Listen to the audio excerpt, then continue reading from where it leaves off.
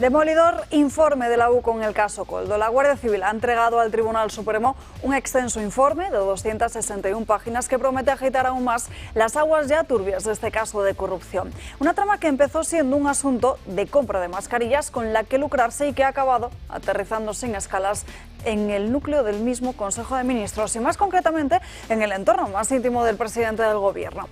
El informe de la Unidad Central Operativa no se anda con rodeos. Entre las conversaciones intervenidas a los implicados, empresarios, asesores y exministros, aparece una figura omnipresente, casi mística, que lo resuelve todo, pero que casi nadie nombra del todo. Pedro, así, sin apellido, como si no hiciera falta. Según los investigadores, el contexto de esas comunicaciones no deja demasiado espacio a la duda. Cuando Víctor de Aldama, consejero externo de Europa y eje de este rescate, se queja de que el secretario de Estado, Pedro Saura, no mueve ficha, recibe una respuesta muy clara de Koldo García, el que entonces era asesor de José Luis Ábalos. Esto se tiene que hablar con Pedro y punto, ya se pasan. Pedro Saura, recordemos, sí aparece citado con su apellido, lo que hace pensar, salvo que haya otro Pedro con más poder en este país, que se refieren al presidente del Gobierno, a Pedro Sánchez. La situación era de alta tensión, el rescate millonario Air Europa se tambaleaba y las presiones para que la SEPI liberase esos 475 millones eran muy intensas. En ese cruce de llamadas, nombres y favores aparece también el de Begoña Gómez, la mujer de Sánchez. La UCO documenta al menos 2 reuniones suyas con Javier Hidalgo, el CEO de Globalia, en los meses previos al rescate.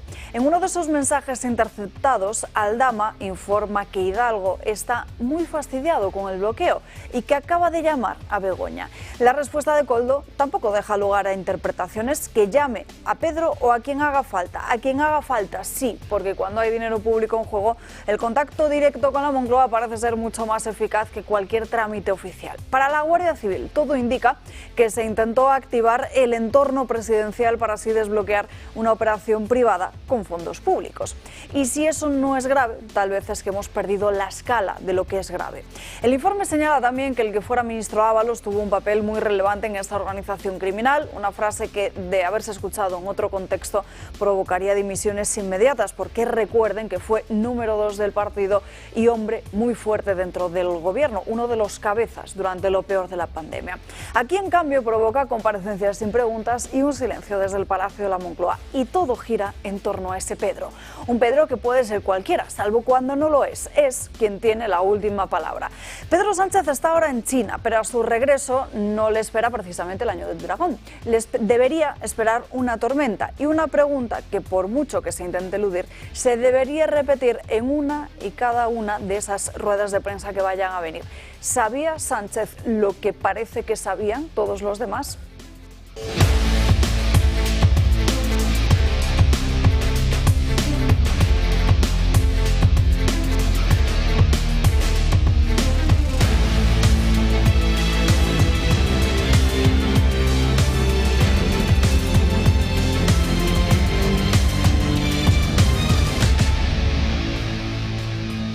Muy buenos días, comenzamos este jueves, ya nos acercamos al fin de semana aquí en Dando Caña, en este día 10 de abril, en el que celebramos San Ezequiel en el Santoral. Felicidades a todos los espectadores que se llaman Ezequiel, que nos estén viendo en estos momentos. Bueno, 2 son los grandes asuntos del día. Uno, este informe de la UCO que vamos a ir desgranando a lo largo de esta mañana aquí en Dando Caña de una forma detallada y, por supuesto, en materia económica e internacional, esos aranceles de Donald Trump, en un momento en el que, por cierto, el presidente del Gobierno viaja a China, se encuentra ahora mismo inmerso en esa gira por Asia. Recordarán además que en el día de ayer, no se lo contamos aquí, pero sí a lo largo de otros programas de la casa, como el secretario de Tesoro de Estados Unidos criticó duramente ese acercamiento de Sánchez a China, asegurando que acercarse al régimen comunista es como cortarse el cuello. Pues este asunto ha continuado en el día de hoy. De hecho, desde China se han pronunciado a favor de defensa de España, asegurando que, bueno, que al margen de que intimidar, dicen, la intimidación por parte de Estados Unidos no sea la forma de negociar con China, pues que las relaciones de China con España son fantásticas y que España está a la vanguardia de la Unión Europea. Hablaremos de algún que otro asunto a lo largo de la mañana de hoy, así que quédense con nosotros en estas 2 horas, que comenzamos ya con el comentario de Josep María Francas. ¿Qué tal?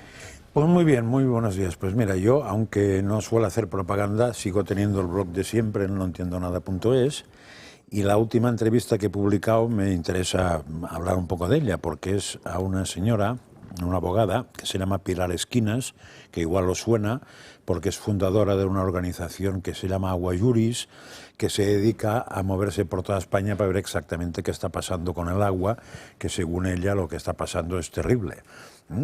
El titular de la entrevista ya lo dice bastante, porque dice que lo de Valencia es un homicidio, para ir situando el tema. Entonces, entre las muchas cosas de las que habla, pues habla de que evidentemente se abrieron presas sin previo aviso, y que eso lo saben, hay una serie de pueblos ahí que te lo dicen abiertamente, desde el alcalde hasta cualquier ciudadano, de que no apareció nadie, de que no se han hecho obras en absoluto, o se han hecho las mínimas, pero que, vamos, si volviera a aparecer, a caer agua, volvería no a haber, como se dijo, una dana, que eso se da por supuesto que en la zona del Mediterráneo es continuo, sino que habría otra riada, porque está tan mal o peor que estaba antes, ¿no? Abre más la puerta a otras cosas, porque ella habla de que el problema de fondo de Valencia está en la privatización de agua que se está llevando a cabo en toda España, por una serie de fondos, etcétera, etcétera, etcétera, ¿no? O sea, hay materia detrás, y yo voy a seguir un poco esta pista. Y de paso, cuando he publicado la entrevista, me llamó ayer Conrado Jiménez, que igual os suena, que es el presidente y fundador de Fundación Madrina, y me dijo que, bueno, que cuando quieras viene al programa, porque él sigue yendo a Valencia con la fundación, y que las colas del hambre no han menguado, o sea que hay mucha gente que pasa hambre y que tienen que repartir comida diariamente a mucha gente porque allí no ha actuado nadie. Y entonces me contó, por ejemplo, lo de las presas, me dijo que era Vox Populi, o sea que tú vas, me dijo los pueblos, pero yo no tomé nota porque era por teléfono, y ya lo contará, que hay la tira de pueblos que saben perfectamente qué pasó, que se abrieron sin previo aviso como mínimo tres pantanos o 3 presas, que ahí el ejército tardó lo que tardó y más, de que hubo órdenes de que no aparecieran, de que él estuvo ahí con gente de la Policía Municipal de Madrid, pero que no iban como municipales de Madrid, sino que iban como miembros de la Fundación Madrina, y se podían conectar con los ahí, y veían que era, o sea, que estuvo absolutamente desasistido antes, desasistido durante, desasistido después, y que ahora sigue desasistido. O sea, ahí casi nadie ha hecho nada. Cuando habla de culpables, no él, sino Pilar Esquinas, que es la presidenta de lo que he hablado antes de Aguajuris, lo que me dice es que culpables hay 4. Primero, el Ministerio. Segundo, lo del Júcar. Tercero, la delegación de gobierno. Y en cuarto lugar, que también es culpable, el gobierno autonómico. Lo digo porque ese tema sería muy malo que lo dejáramos correr. Yo creo que no lo hacemos, pero poca gente lo sigue. Lo siguen tres programas de televisión, entre los cuales aquí hay 2, y el otro es Horizonte, creo, y poco más, ¿eh? Y aquí hay 2 porque está Luis por la mañana y nosotros por la tarde o al mediodía. Y es se va a celebrar el sexto mes, y vuelvo a decir que está eso como si hubiera pasado un día. Y luego además hablaremos de ello, les contaremos qué es lo que dice un último informe de la Generalitat que se ha enviado a la justicia, donde prueba precisamente el silencio del Júcar, que acabas de mencionar, de esa conferencia del Júcar, durante más de 2 horas ese mismo 29 de octubre. Luego hablamos de ello. Saludamos antes rápidamente al resto de invitados que nos acompañan en esta mesa. Don Luis del Pino, muy buenos días. Ayer felicitamos ese año de Radio Libertad aquí en Dando Caña, pero ahora reiteramos esas felicitaciones. Muchas gracias. Un añito ya en Mañanas en Libertad. Y qué bien llevado, ¿eh? Que siga así, muchos éxitos. Nos acompaña también Pablo Mariñoso, muy buenos días. Buenos días, y en último lugar, Carlos Pejo de Pinic. Muy buenos días, Alba, buenos días, compañeros, buenos días, estudio, y buenos días a toda la gente que está ahí viéndonos detrás de las pantallas, dando que demos caña. Eso esperamos. Vamos con el primer asunto del día de hoy, que es lo más inmediato de esta misma mañana, que es ese auto que conocíamos del Tribunal Supremo, donde se confirma esa no aplicación de la amnistía a Carles Puigdemont. Confirma de esta forma la decisión del magistrado Pablo Llarena de no aplicar la amnistía, no solo al que fuera presidente de la Generalitat de Cataluña, sino también a los consejeros Luis Puig y a Toni Comín por los delitos de malversación. ¿Qué es lo que puede hacer ahora Carles Puigdemont tras conocer la decisión del Tribunal Supremo en ese auto que se ha emitido esta misma mañana? Pues lo más seguro es que esta decisión, con lo que vaya a suceder ahora, que de hecho tiene vía libre para hacerlo, es que Carles Puigdemont acuda al Tribunal Constitucional, que ya ha admitido a trámite los primeros recursos de amparo a los condenados por el 1 de octubre, a los que no se les aplicó la amnistía, como es el caso del propio Oriol Junqueras, y ya sabemos qué es lo que nos vamos a encontrar, don Luis, en el Constitucional. No, yo no lo sé. ¿Qué nos vamos a encontrar en el Constitucional? A Cándido Conde Pumpido. Bueno, pero Cándido Conde Pumpido es el presidente y uno de los miembros del Tribunal Constitucional y todos sabemos que, por supuesto, lo que hará será obedecer las órdenes que tenga de Pedro Sánchez, que son beneficiar a Puigdemont. Pero en el Tribunal Constitucional hay 12 componentes, 5 de ellos que se supone que son magistrados conservadores. Esos 5 magistrados conservadores, si no acuden al Pleno, resulta que no hay quórum para tomar ninguna decisión.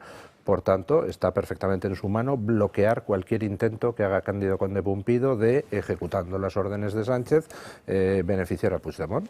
O sea que yo espero del patriotismo de estos 5 magistrados conservadores que no cometan la desvergüenza de validar con su presencia el quórum para que Cándido Conde Pumpido beneficie a un golpista, ¿no? Sí, yo ya expliqué aquí además que la opción de que fueran sancionados solo pasa por una, que es que sea el Pleno del Consejo del Tribunal Constitucional, con ellos incluidos, el que les sancione, con lo cual sería imposible también de sancionar. Lo que pasa es que esto que has explicado con esa claridad y que además a mí bastantes gente que sabe del tema me ha confirmado, solo tiene un problema, que hasta ahora han ido. Y han ido y no han hecho ninguna maniobra por no ir. Con lo cual hasta ahora han optado por una cosa muy del entorno conservador en España, que es el tema institucional, hay que respetarlo, aunque el contrario no lo respete. O sea, pones cara de haba, llevas vaselina un par de litros, te pones ahí, te dan por todas partes, pero la parte institucional que siga funcionando, mientras nos cargamos al país, que parece que también es institucional. Carlos.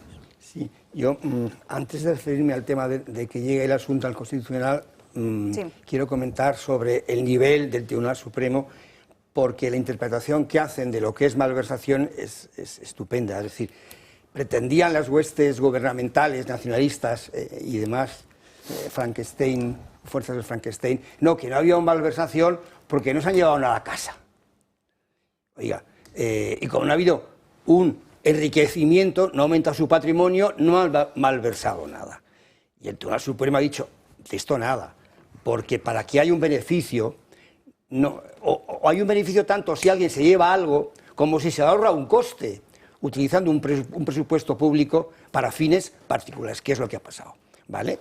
O sea, eso es muy importante, porque ya está bien de que nos cuente que eran unos santos porque no se habían enriquecido y todo lo habían hecho por una causa justa. Se acabó. O sea, son unos delincuentes.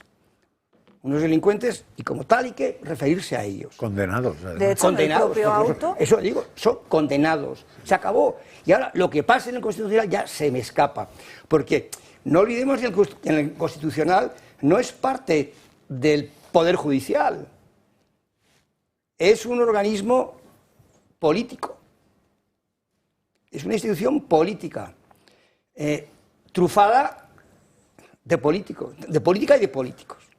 ¿Vale? Lo que ha dicho don Carlos es muy importante, ese razonamiento del Supremo, porque, por poner un ejemplo claro que entenderán todos los oyentes, llego yo, me presento a las elecciones y entonces cojo dinero público y por el morro pago con él mi campaña electoral. Y me pillan, me condenan por malversación y digo, oiga, pero si según la tesis del gobierno, si no me lo he llevado a mi bolsillo no es malversación. Y lo que dice el Supremo es, no perdone, es que si usted coge dinero y se paga una campaña, dinero público y se paga una campaña electoral, lo que está haciendo es ahorrarse el poner usted el dinero de su bolsillo. O sea que por supuesto que se está llevando dinero al bolsillo, ¿no? De hecho, el auto del Supremo de esta misma mañana habla, si no me falla la memoria, exactamente de una especie de beneficio personal en esta interpretación que hace para negar esta amnistía, Pablo. Sí, yo muy brevemente, yo creo que esta noticia, porque esta mañana la he leído con todo tipo de titulares en negrita y rojos y última hora y tal, yo creo que ha podido sorprender en toda España, salvo en Ferraz, que en el momento de redactar la ley de amnistía sabían perfectamente lo que estaban haciendo, sabían que la malversación no se puede amnistiar y otra cosa no, pero los líderes separatistas son unos chorizos.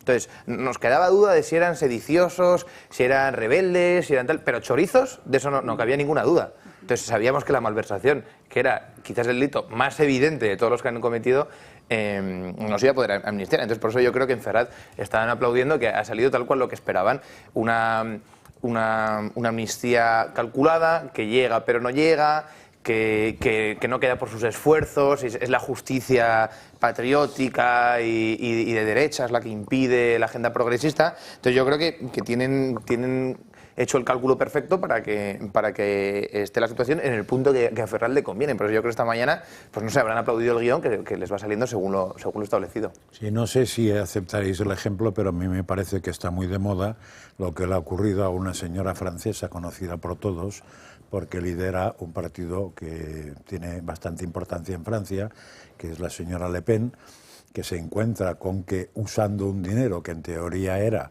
para la administración del grupo parlamentario en el Parlamento Europeo, acaba siendo para la administración de otro grupo dentro de su propio partido. Diríamos, ella no se ha llevado absolutamente nada y la justicia francesa no ha dudado en condenarla exactamente por el mismo tema, por no usar lo que estaba previsto para una cosa, usando para otra. Y en este caso ni siquiera era ella, o sea que porque ella es presidenta de un partido, ni siquiera es del partido.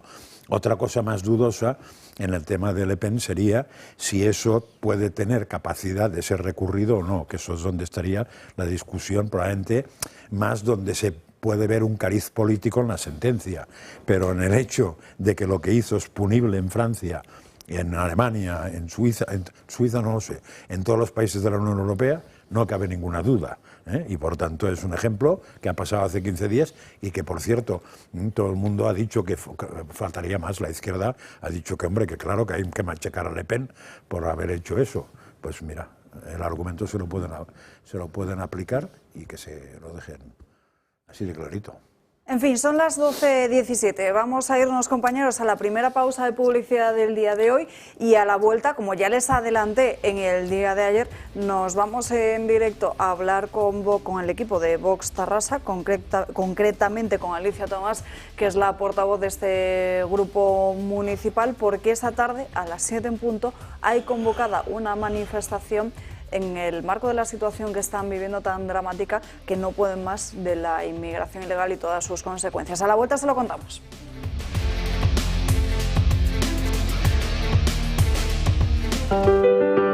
Controlar los niveles de azúcar es fundamental para tener una buena salud. Lo sabes bien si eres diabético de tipo 2 o prediabético, o tienes que controlar tu nivel de glucosa en sangre varias veces al día por distintas razones médicas. Hasta ahora esta prueba se hacía con los glucómetros tradicionales, analizando una muestra de sangre extraída tras un pinchazo en el dedo y midiendo el nivel de glucosa con una tira reactiva. Un proceso sin duda doloroso y molesto. Afortunadamente ya es posible conocer estos niveles de una manera más cómoda e indolora, gracias al innovador glucómetro sin pinchazo de Protege tu Vida, sin aguja, sin necesidad de realizar las molestas extracciones de sangre. Este nuevo sistema no invasivo obtiene un resultado igual de fiable con la ayuda de los rayos infrarrojos, metiendo simplemente un dedo en la pinza similar a la que mide el oxígeno en sangre, con resultados en pocos segundos. No lo dudes, llama al 900-730101 y mide tu glucosa en sangre sin pinchazos ni dolor. Seguimos Dando Caña y lo hacemos ahora mirando hacia los tribunales, mirando a esa noticia, gran noticia que hay en materia de corrupción dentro del marco Koldo en el día de hoy, que es todo el análisis que se sigue realizando después de que ayer, miércoles, a última hora de la tarde, conociésemos al completo, casi al completo, ese informe de la UCO en el que se muestra el papel que tuvo la propia mujer del presidente del Gobierno, Begoña Gómez, en el rescate a Air Europa. La Unidad Central Operativa de la Guardia Civil ha entregado al alto tribunal que investiga a José Luis Ábalos un nuevo informe. El documento se centra en cómo se fraguó el rescate de Air Europa y quiénes fueron los protagonistas. El triángulo Ábalos-Koldo-Aldama aparece como clave en el documento de la UCO.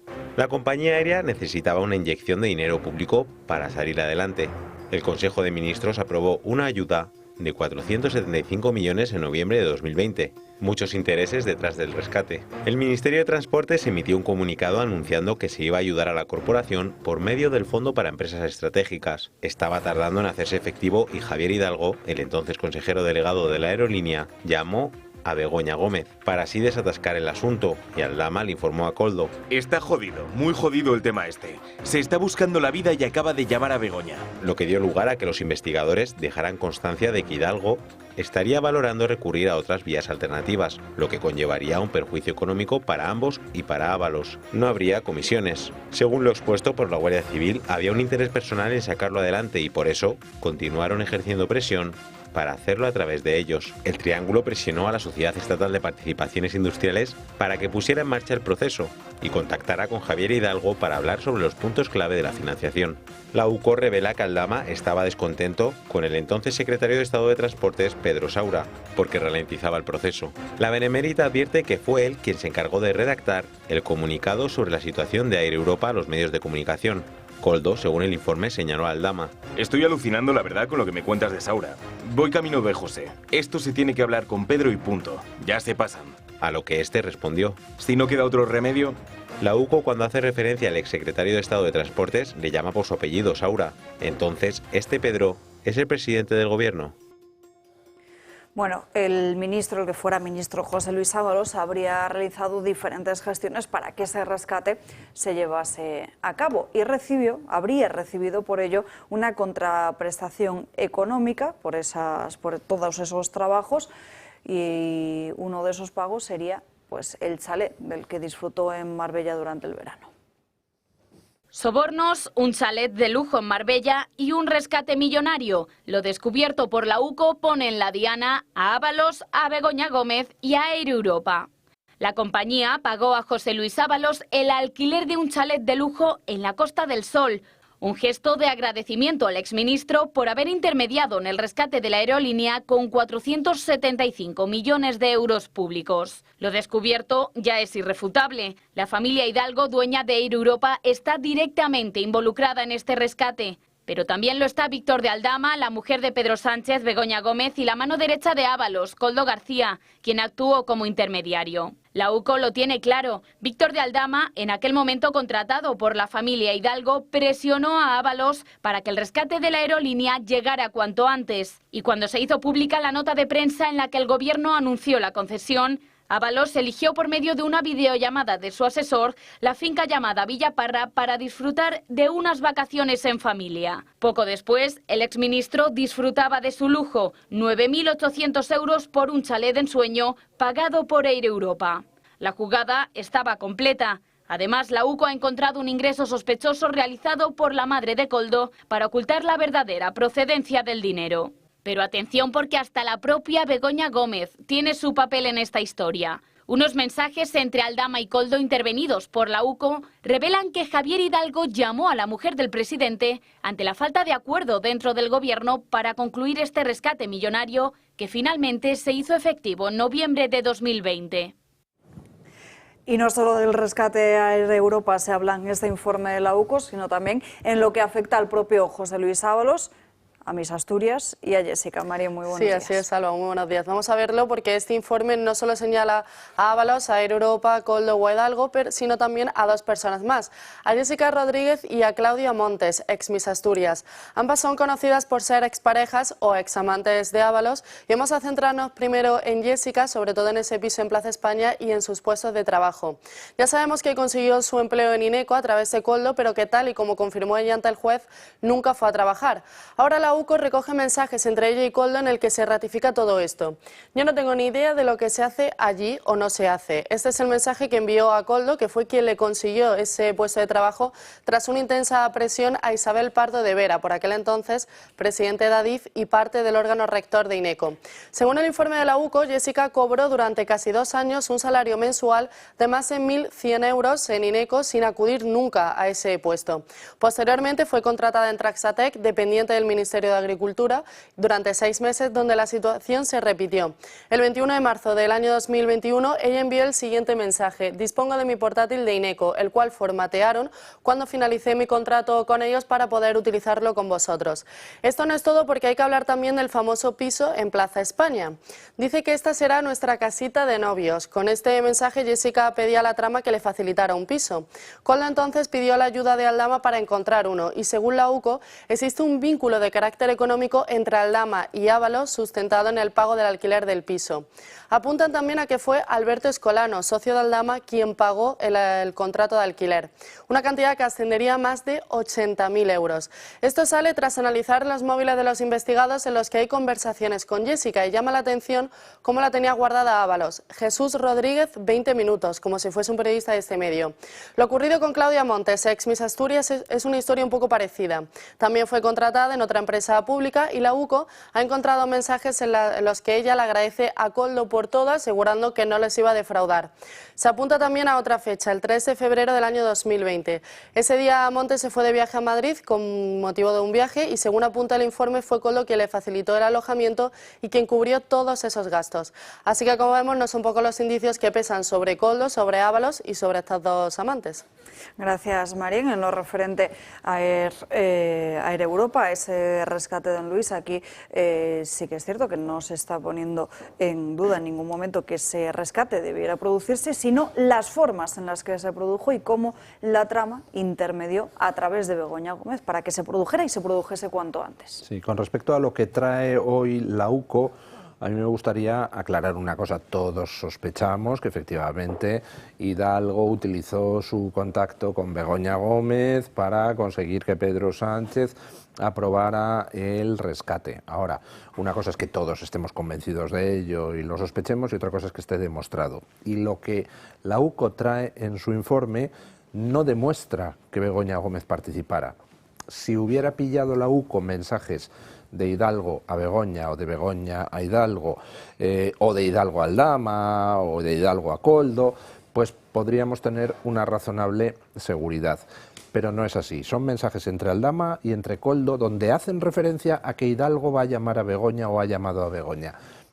Eso puede ser cierto o no. Son 2 terceros hablando de algo que ha hecho otro. Eso no es prueba en un juicio suficiente. Todos sospechamos que muy posiblemente es así, que Hidalgo llamara a Begoña, pero lo que hay hasta el momento no lo prueba. Ahora, desde luego, el juez deberá investigarlo, deberá llamar a los implicados y ver qué hay de cierto en ello. A mí me parece mucho más significativo todo lo demás que ha sacado la UCO, lo que tiene que ver con las relaciones entre Koldo, Aldama, Ábalos, Jessica, la Miss Asturias, etcétera, porque, primero de todo, viene a ratificar lo que ya los medios llevan 3 años publicando, que es que mientras que en España moría la gente a decenas de miles, estos se dedicaban a robar y a fornicar, básicamente. Además, disparaban a todo lo que se movía. Y lo hacían con nuestro dinero.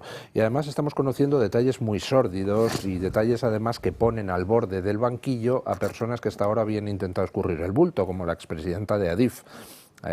Pardo de Vera, ¿Sí? que más o menos negó ella tener nada que ver con la contratación de Jessica, y bueno, pues ahora se han pillado mensajes de Koldo a Pardo de Vera diciéndole, oye, solvéntame lo de Jessica, porque si no, José Luis me corta los cataplines.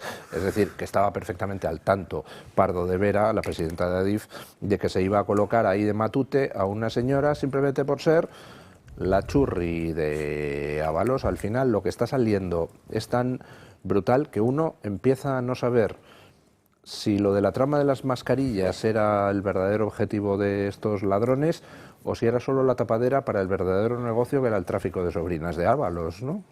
Pablo. Claro, es que hay un montón de temas y cada cual es más divertido del anterior. Lo primero es el currículum que se le está quedando a Jessica. Ha ido pasando por instituciones que a él le gustaría a muchos, en fin, a muchos juniors de Madrid, tendría que estar para empezar a trabajar en Bruselas, ¿no?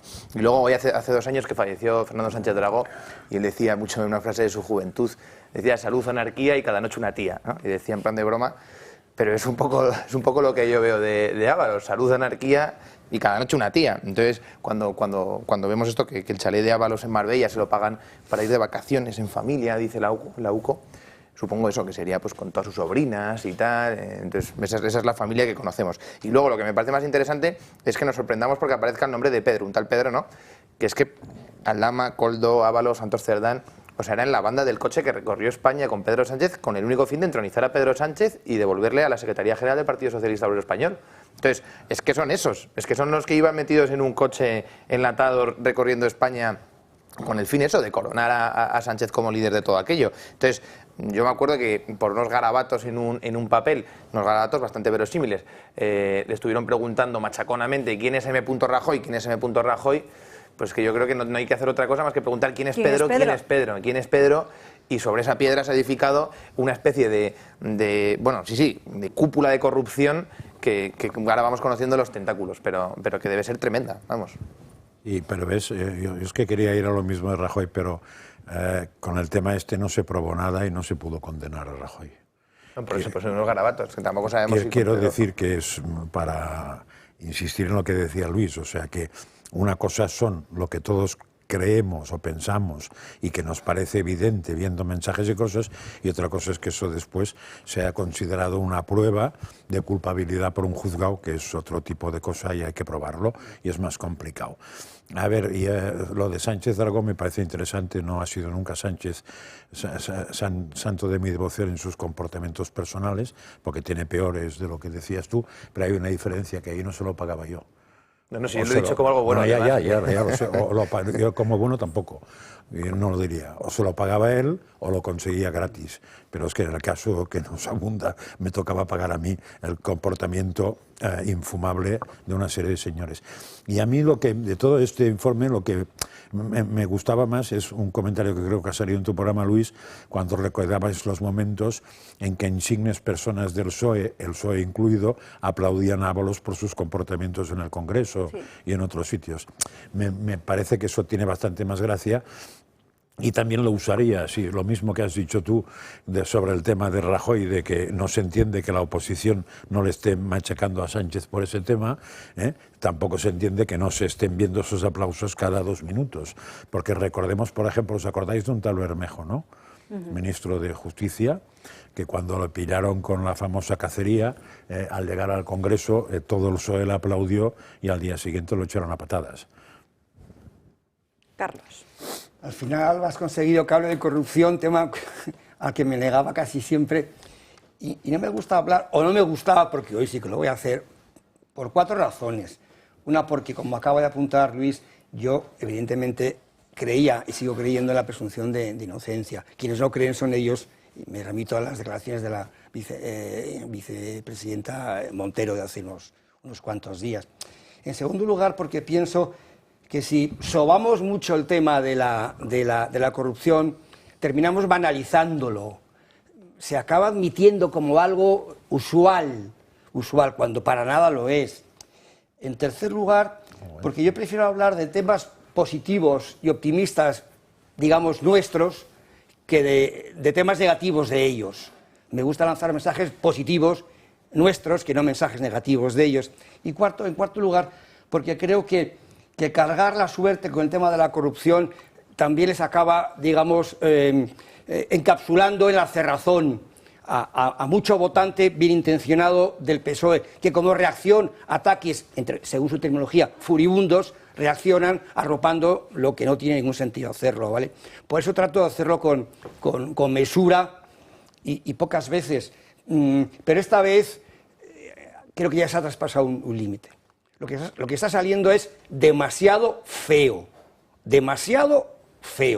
y la gente tiene que recapacitar sobre estas cosas. Admito, lo he dicho, que creo en la presunción de inocencia, y lo acaba antes de decir Luis, que no hay pruebas de beneficio crematístico de otro tipo por parte de la esposa del presidente del gobierno. A lo que hay es unos cada vez más indicios, más sólidos y más próximos.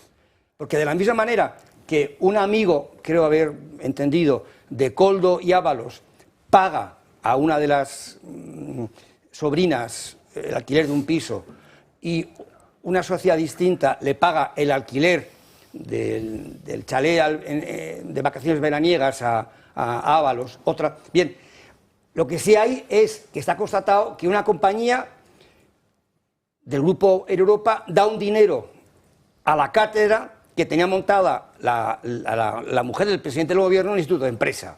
Es decir, es un indicio de un grado similar de relación, ¿vale? Luego, creo que estamos entrando en un terreno cada vez más enfangado para ellos. Esa señora tan honrada, que creo que el 5 de junio fue así cuando lanzó aquella carta, si os acordáis, su marido, diciendo que ponía la mano en el fuego por ella, pues a ver si se van a quemar los dos. Y querría terminar esta intervención. Todos tenemos amigos que votan socialismo, familiares, conocidos, amigos, pero porque son de izquierdas, y lo admito, la izquierda aporta los valores de solidaridad, atención al necesitado, bueno, estupendo, es que podemos compartir todos nosotros, pero les preguntaría, ¿creéis de verdad que este PSOE, esta banda, este sanchismo, representa los valores en los que creéis? ¿Vais a seguir votando a esta gente?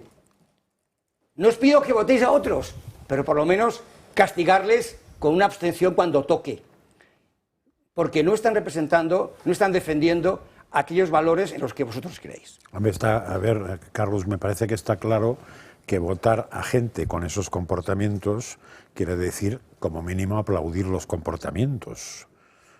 Sería como mínimo aceptarlos, pero probablemente más, porque aceptarlos sería no escupirles. Pero si además les vuelves a dar el poder, son de izquierdas es que los aplauden.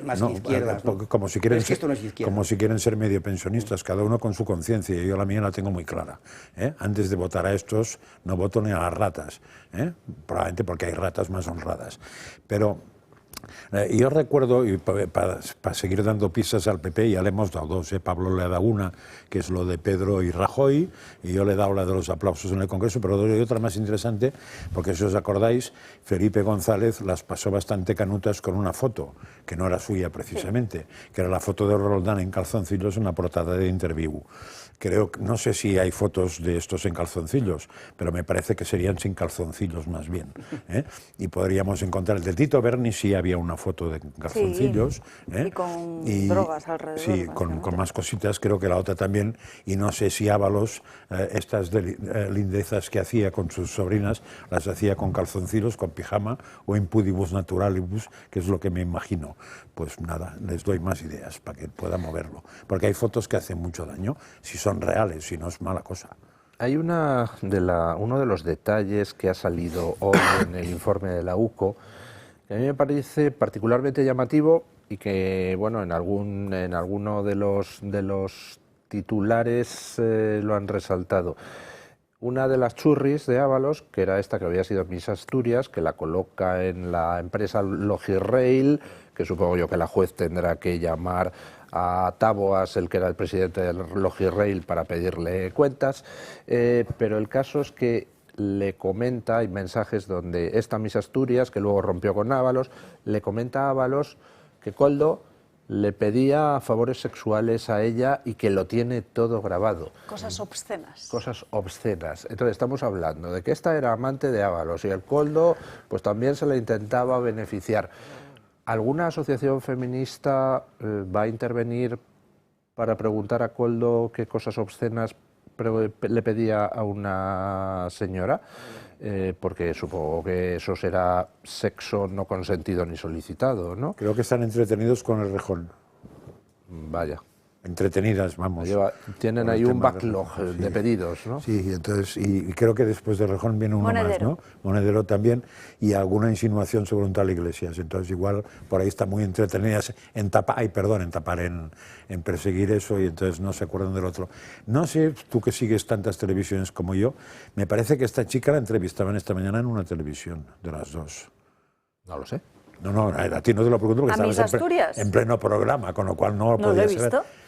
Yo he visto en el anuncio, es que no lo he visto yo tampoco, pero he visto como el anuncio de que iban a entrevistarlo o que habían hablado con ella o algo así. Pero a Miss Asturias. A una de las... No a Jessica, sino a otra sobrina. A Claudia.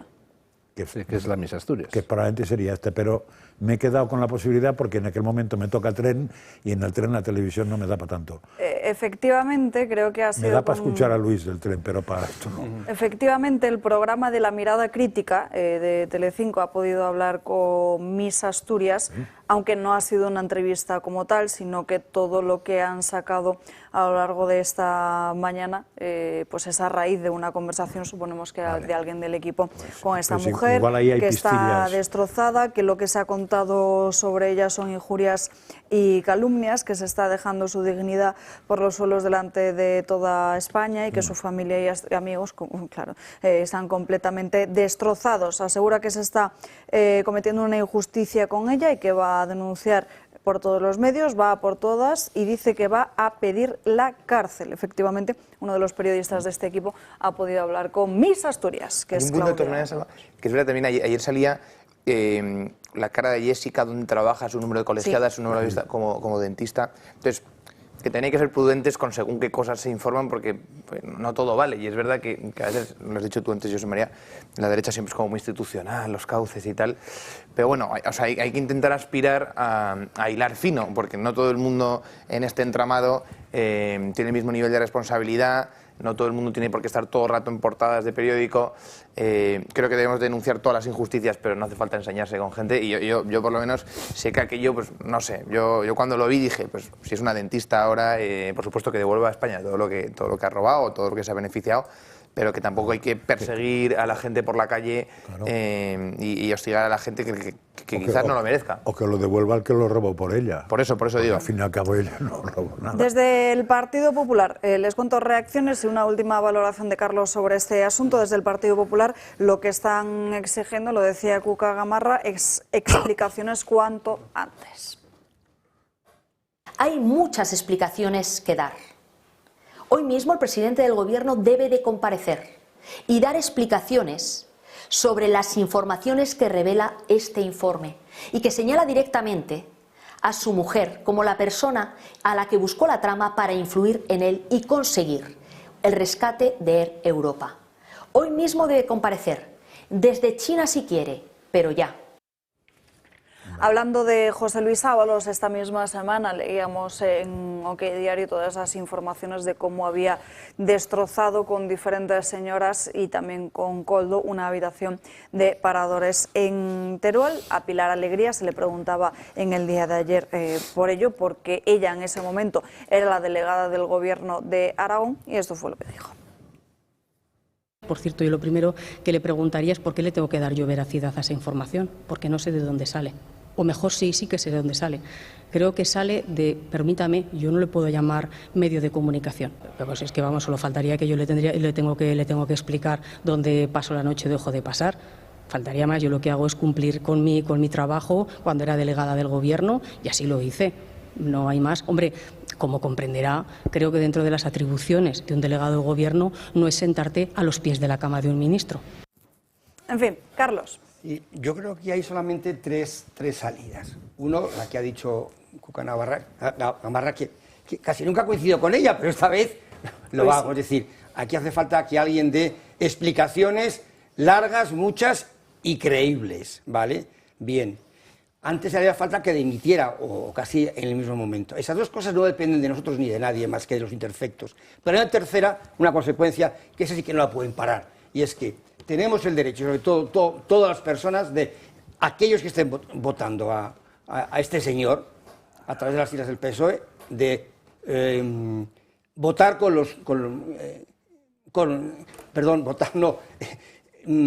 manifestarse con los pies, es decir, no acudiendo a votarle como venían haciendo. Esa condena es inevitable y no depende de ellos, depende de nosotros, de la ciudadanía. Y es la que se merecen.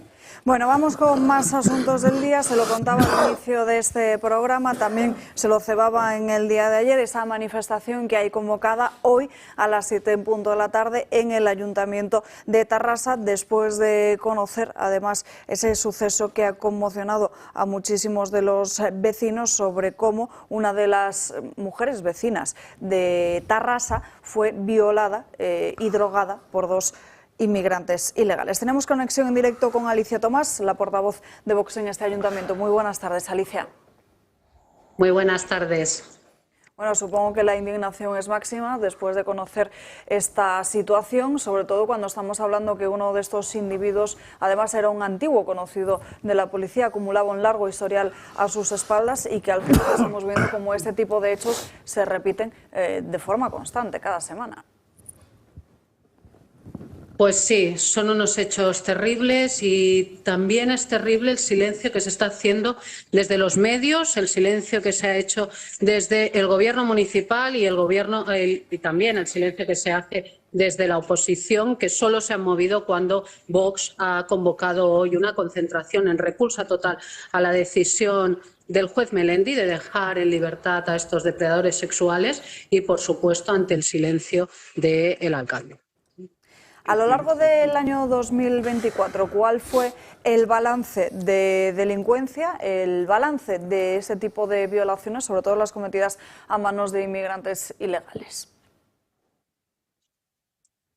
Bueno, en Tarrasa, en lo que llevamos de año, en el último año, se han perpetrado 32 violaciones con penetración y el 90% de estas violaciones son perpetradas por personas de origen extranjero, como en el último caso que hemos conocido, que es el de Ana, cuando dos inmigrantes la agredieron sexualmente, la violaron de la forma más brutal que nos podamos imaginar. Ana ha estado absolutamente desprotegida por las instituciones. Estos feministas que regamos con millones de euros han hecho el silencio absoluto, siendo conocedoras desde el primer momento de lo que le sucedió a Ana.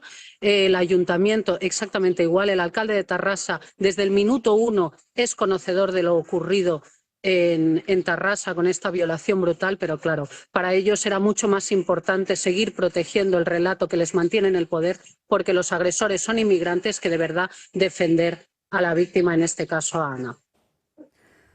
Ana, es esta mujer, como bien dice, por la que se manifiestan hoy a las 7 en punto de la tarde a las puertas del Ayuntamiento. No hace muchas semanas, desde Vox también llamaban a otra concentración con la que tuvieron problemas y que finalmente tuvieron que celebrar en otra ubicación. ¿Qué fue lo que ocurrió?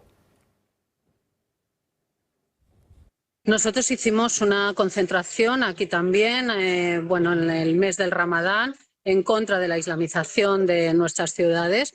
La convocamos aquí, también en Tarrasa, y la Consellería de Interior nos negó, nos desaconsejó hacer la manifestación donde teníamos prevista, que era por Can Anglada hasta llegar a la mezquita, porque corría en riesgo nuestra seguridad, la seguridad de los manifestantes, incluso de la propia policía. Y tuvimos que hacer al final una concentración frente al ayuntamiento, una concentración que la hicimos a pesar de las amenazas de la ultraizquierda y de la propia comunidad islámica de Tarrasa, que lanzó un vídeo advirtiéndonos de que no la hiciéramos. Nosotros la hicimos. Además, no solo la hicimos en Tarrasa, la hemos hecho en Tarrasa, sino que nuestra intención es hacerla en todas las ciudades de España, porque es nuestra obligación defender nuestra civilización, es nuestra obligación dejar el legado que nosotros heredamos de nuestros padres y que ahora mismo estamos traicionando ese legado y no vamos a dejarle un mundo mejor a nuestros hijos. Y vamos a hacer estas concentraciones en todas las ciudades de España. Vamos a defender nuestra civilización, cueste lo que cueste. Pues esperamos que la manifestación de hoy pueda producirse. Desde aquí esa llamada que hacen desde Vox a las 7 en punto de la tarde en frente del Ayuntamiento de Bueno, pues te voy a decir claro. una última cosa. Ahora mismo estoy con la víctima, no la voy a enfocar, estoy con la víctima porque vamos a servicios sociales, porque en ningún momento se han puesto en contacto con ella a sabiendas de lo ocurrido y solo se han movido cuando nosotros, el Grupo Municipal de Vox, ha enviado un correo urgente a servicios sociales para que la atiendan. Y el Ayuntamiento de Tarrasa, el alcalde en este caso, ha hecho un comunicado diciendo que desde el minuto 1 la víctima tiene todos los servicios de el área de feminismos a su disposición desde el primer momento, tanto servicios jurídicos como psicológicos, y esto es absolutamente falso. Quiero decirlo aquí para dejar en evidencia que en este caso concretamente, que se ha hecho público gracias a Vox, ha quedado en evidencia que todos estos chiringuitos solo sirven para inflar las cuentas corrientes de 4 vividoras que dicen defender a las mujeres y que lo único que hacen es hacer del drama de las mujeres su modo de vida. Qué barbaridad. Desde luego no podemos ponernos en la piel de esta mujer, en la piel de Ana, en un momento así en el que todas las administraciones le han dado la espalda. Así que, en fin, un abrazo muy fuerte para ella, Alicia. Venga, muchas gracias. Gracias por darnos voz. En fin, nos vamos a ir a una breve pausa de publicidad y a la vuelta les contaremos, no solo hablaremos un poquito más, si así os parece, de la inmigración ilegal, sino de otro drama que está empezando a coger además cada vez más fuerza en la propia Unión Europea y les mostraremos cómo los casos de trata de personas se están disparando dentro de la propia zona euro. Clínica Santo Domingo Baiana Baloy le ofrece una amplia gama de servicios en odontología, medicina estética y nutrición. Desde una simple limpieza dental hasta avanzados tratamientos de implantología, pasando por neuromoduladores y rejuvenecimiento facial, además de soluciones como los balones gástricos en su unidad de nutrición.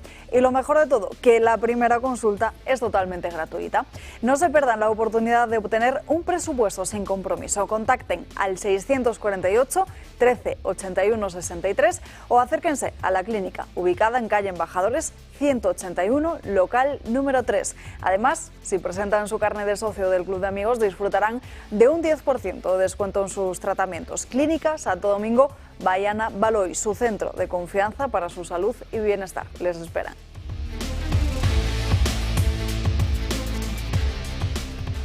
Nos vamos acercando a la 1 en punto de la tarde. Enseguida nos vamos con las noticias que nos llegan de última hora sobre en materia de aranceles, porque Europa también ha parado los que anunció que iban a poner a Estados Unidos. Enseguida hablamos de ello, pero antes, María Vallejo, nos vamos con esos datos de trata de seres humanos en Europa. Sí, Alba, Europa sigue batiendo récord en muchos ámbitos, pero este en concreto que vamos a ver no es nada positivo, porque la Unión Europea batió en 2023 su propio récord en trata de seres humanos. Ese año hubo 10.793 víctimas registradas, casi un 7% más que el año anterior, y la cifra, por desgracia, más alta desde el año 2008. Eurostat sitúa la tasa media en 24 víctimas por cada millón de habitantes. La explotación sexual sigue siendo la modalidad más común de la trata de personas, con casi un 44% del total, pero aumentan también los casos de trata para fines de trabajo o servicios forzosos, con un 40%. En el caso de fraudes en las prestaciones sociales, actividades delictivas o extracción de órganos, ese porcentaje de poco más del 20%. La mayoría de estas víctimas siguen siendo todavía mujeres, casi 2/3 de las víctimas lo eran, y su origen también muestra un patrón, y es que el 64% procedían de países de fuera de la Unión Europea como Bulgaria, Rumanía o Polonia. Por otro lado, en países como Austria, Bélgica o España, más del 80% eran extranjeras. La mayoría de estas víctimas llegan de forma ilegal y sobre todo tras haber sido captadas por las mafias que operan en esos países de origen. Gracias, María. En Francas, creo que antes por lo de Tarrasa me pedías la palabra. No, bueno, pero era para situar lo que es Tarrasa, sí, porque Tarrasa no es un pueblo pequeño, ¿eh? No, claro. Es una subciudad de más de 200.000 habitantes, más grande que alguna capital de provincia española, y tiene un problemón con la inmigración brutal, porque Tarrasa es una ciudad fundamentalmente industrial en Cataluña. Y con lo cual esto hay mucho polígono, o sea, es una ciudad que en su momento era muy tranquila y ahora mismo es bastante, con perdón, infumable vivir allí. En fin, abrimos ya página de aranceles. Donald Trump, que a través de sus redes sociales anunciaba en el día de ayer que paralizaba los aranceles. Aseguraba que, teniendo en cuenta que más de 75 países habían llamado a representantes de Estados Unidos para iniciar algún tipo de negociación, pues que autorizaba una pausa de 90 días y unos aranceles recíprocos mucho más bajos de un 10% durante este periodo. Eso sí, por otro lado, decía que no solo se los mantenía a China, sino que, lo van a ver en la siguiente imagen, que los aumentaba a un 125% y que lo hacía con efecto inmediato. La reacción en Wall Street, en las bolsas, en todos los mercados, se hacía notar de forma muy rápida, se disparaban. De hecho, esta misma mañana, esta madrugada, en la madrugada hora española, los mercados asiáticos han abierto con buenas cifras. También lo ha hecho el IBEX 35 con un aumento, casi un aumento histórico. Pero mientras tanto, ya saben que el presidente del gobierno, Pedro Sánchez, se encuentra de viaje por Asia, que en las próximas horas se va a ir a China. Pues el secretario de Tesoro de Estados Unidos ha dicho que esto, pues por supuesto, no era una muy buena idea en el contexto en el que nos encontramos. En términos de escalada, desafortunadamente, el mayor infractor en el sistema de comercio global es China. Es el único país que ha escalado la situación. Y le puedo decir al resto del mundo que no sé si fue el presidente o el ministro de Economía español esta mañana que comentó que deberían acercarse más a China. Eso sería cortarse el propio cuello.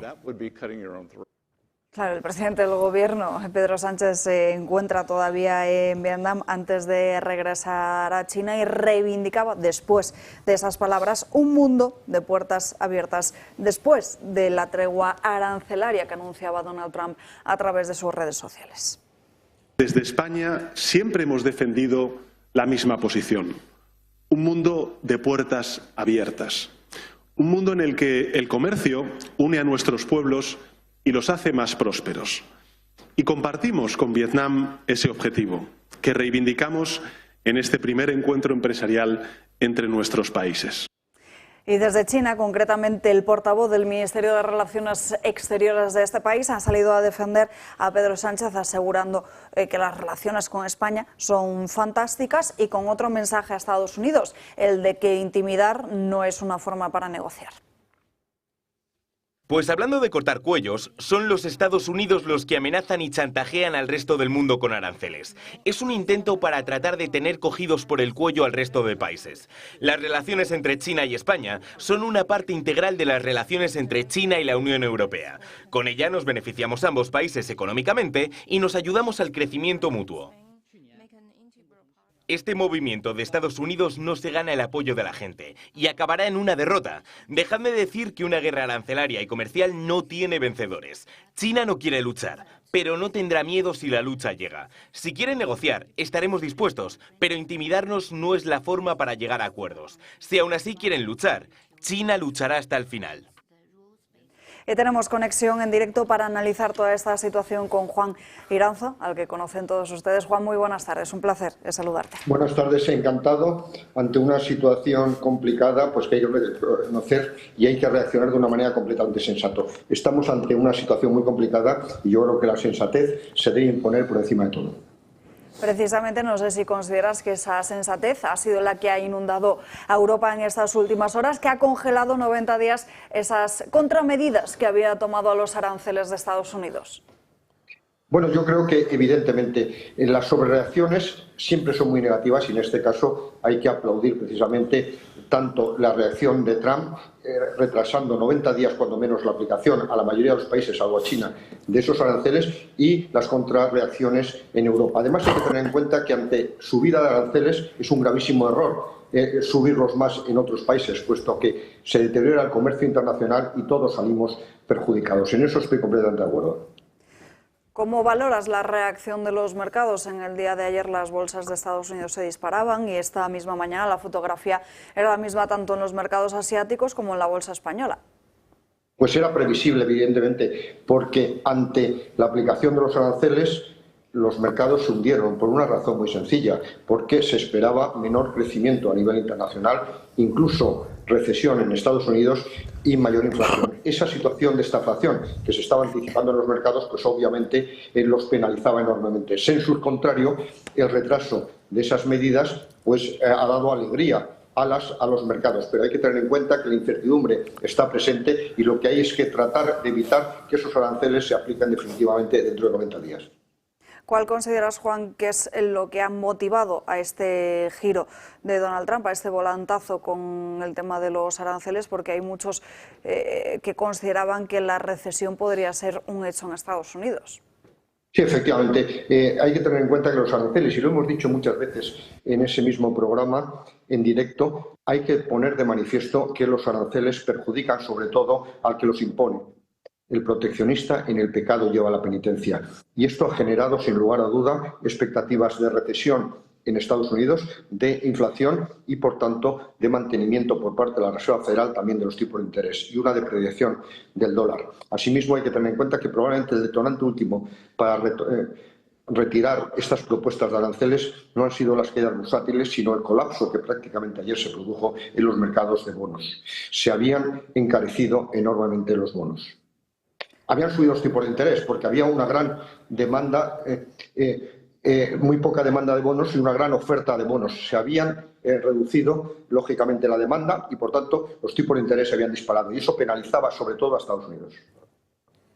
Juan, una última pregunta. ¿Qué te parece la reacción de China de ese contraataque a Donald Trump y subir de nuevo otro 84% los aranceles a Estados Unidos?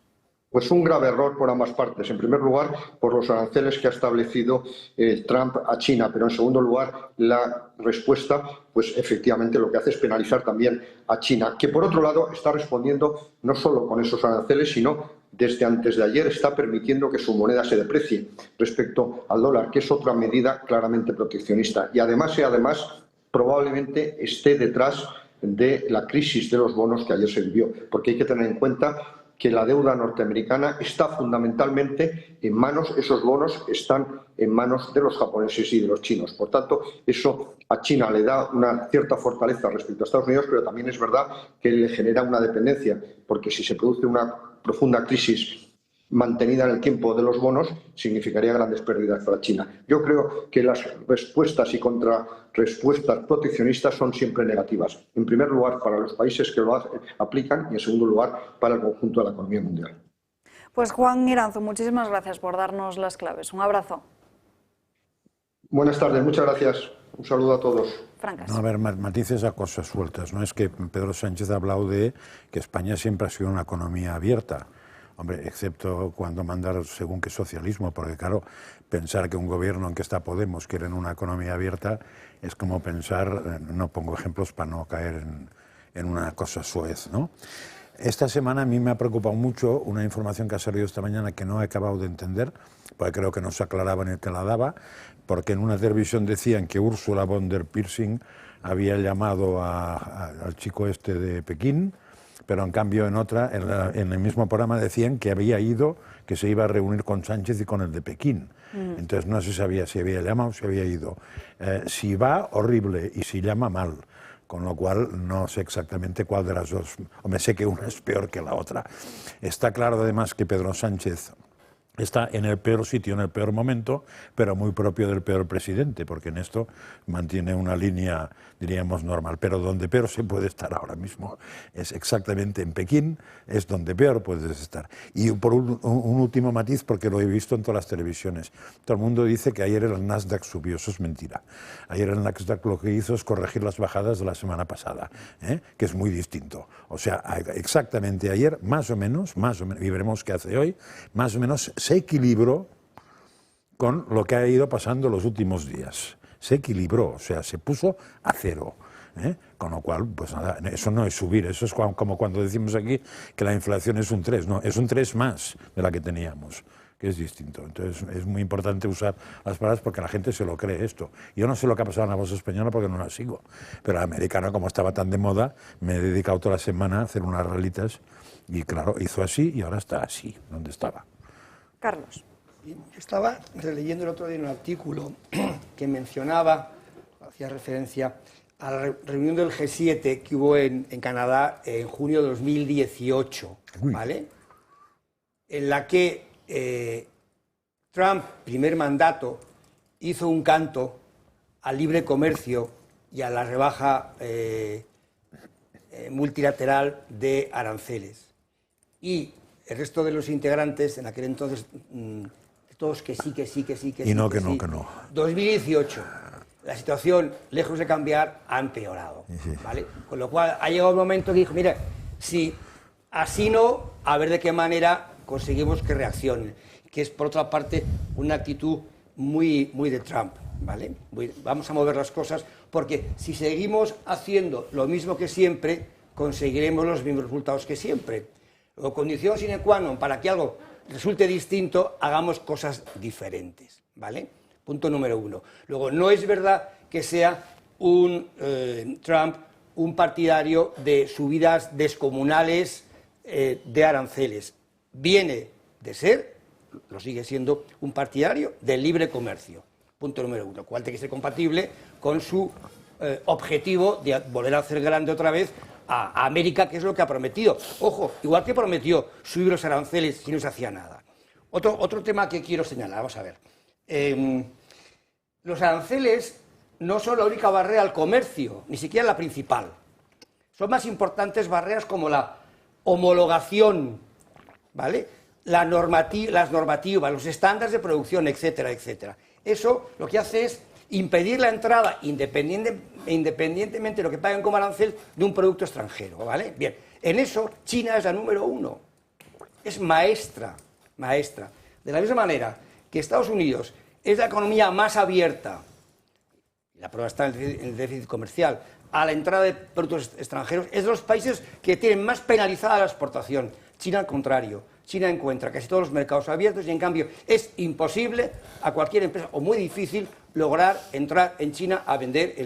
Y no olvidemos que se trata de un país, caray, un Estado en manos de un partido único y además comunista.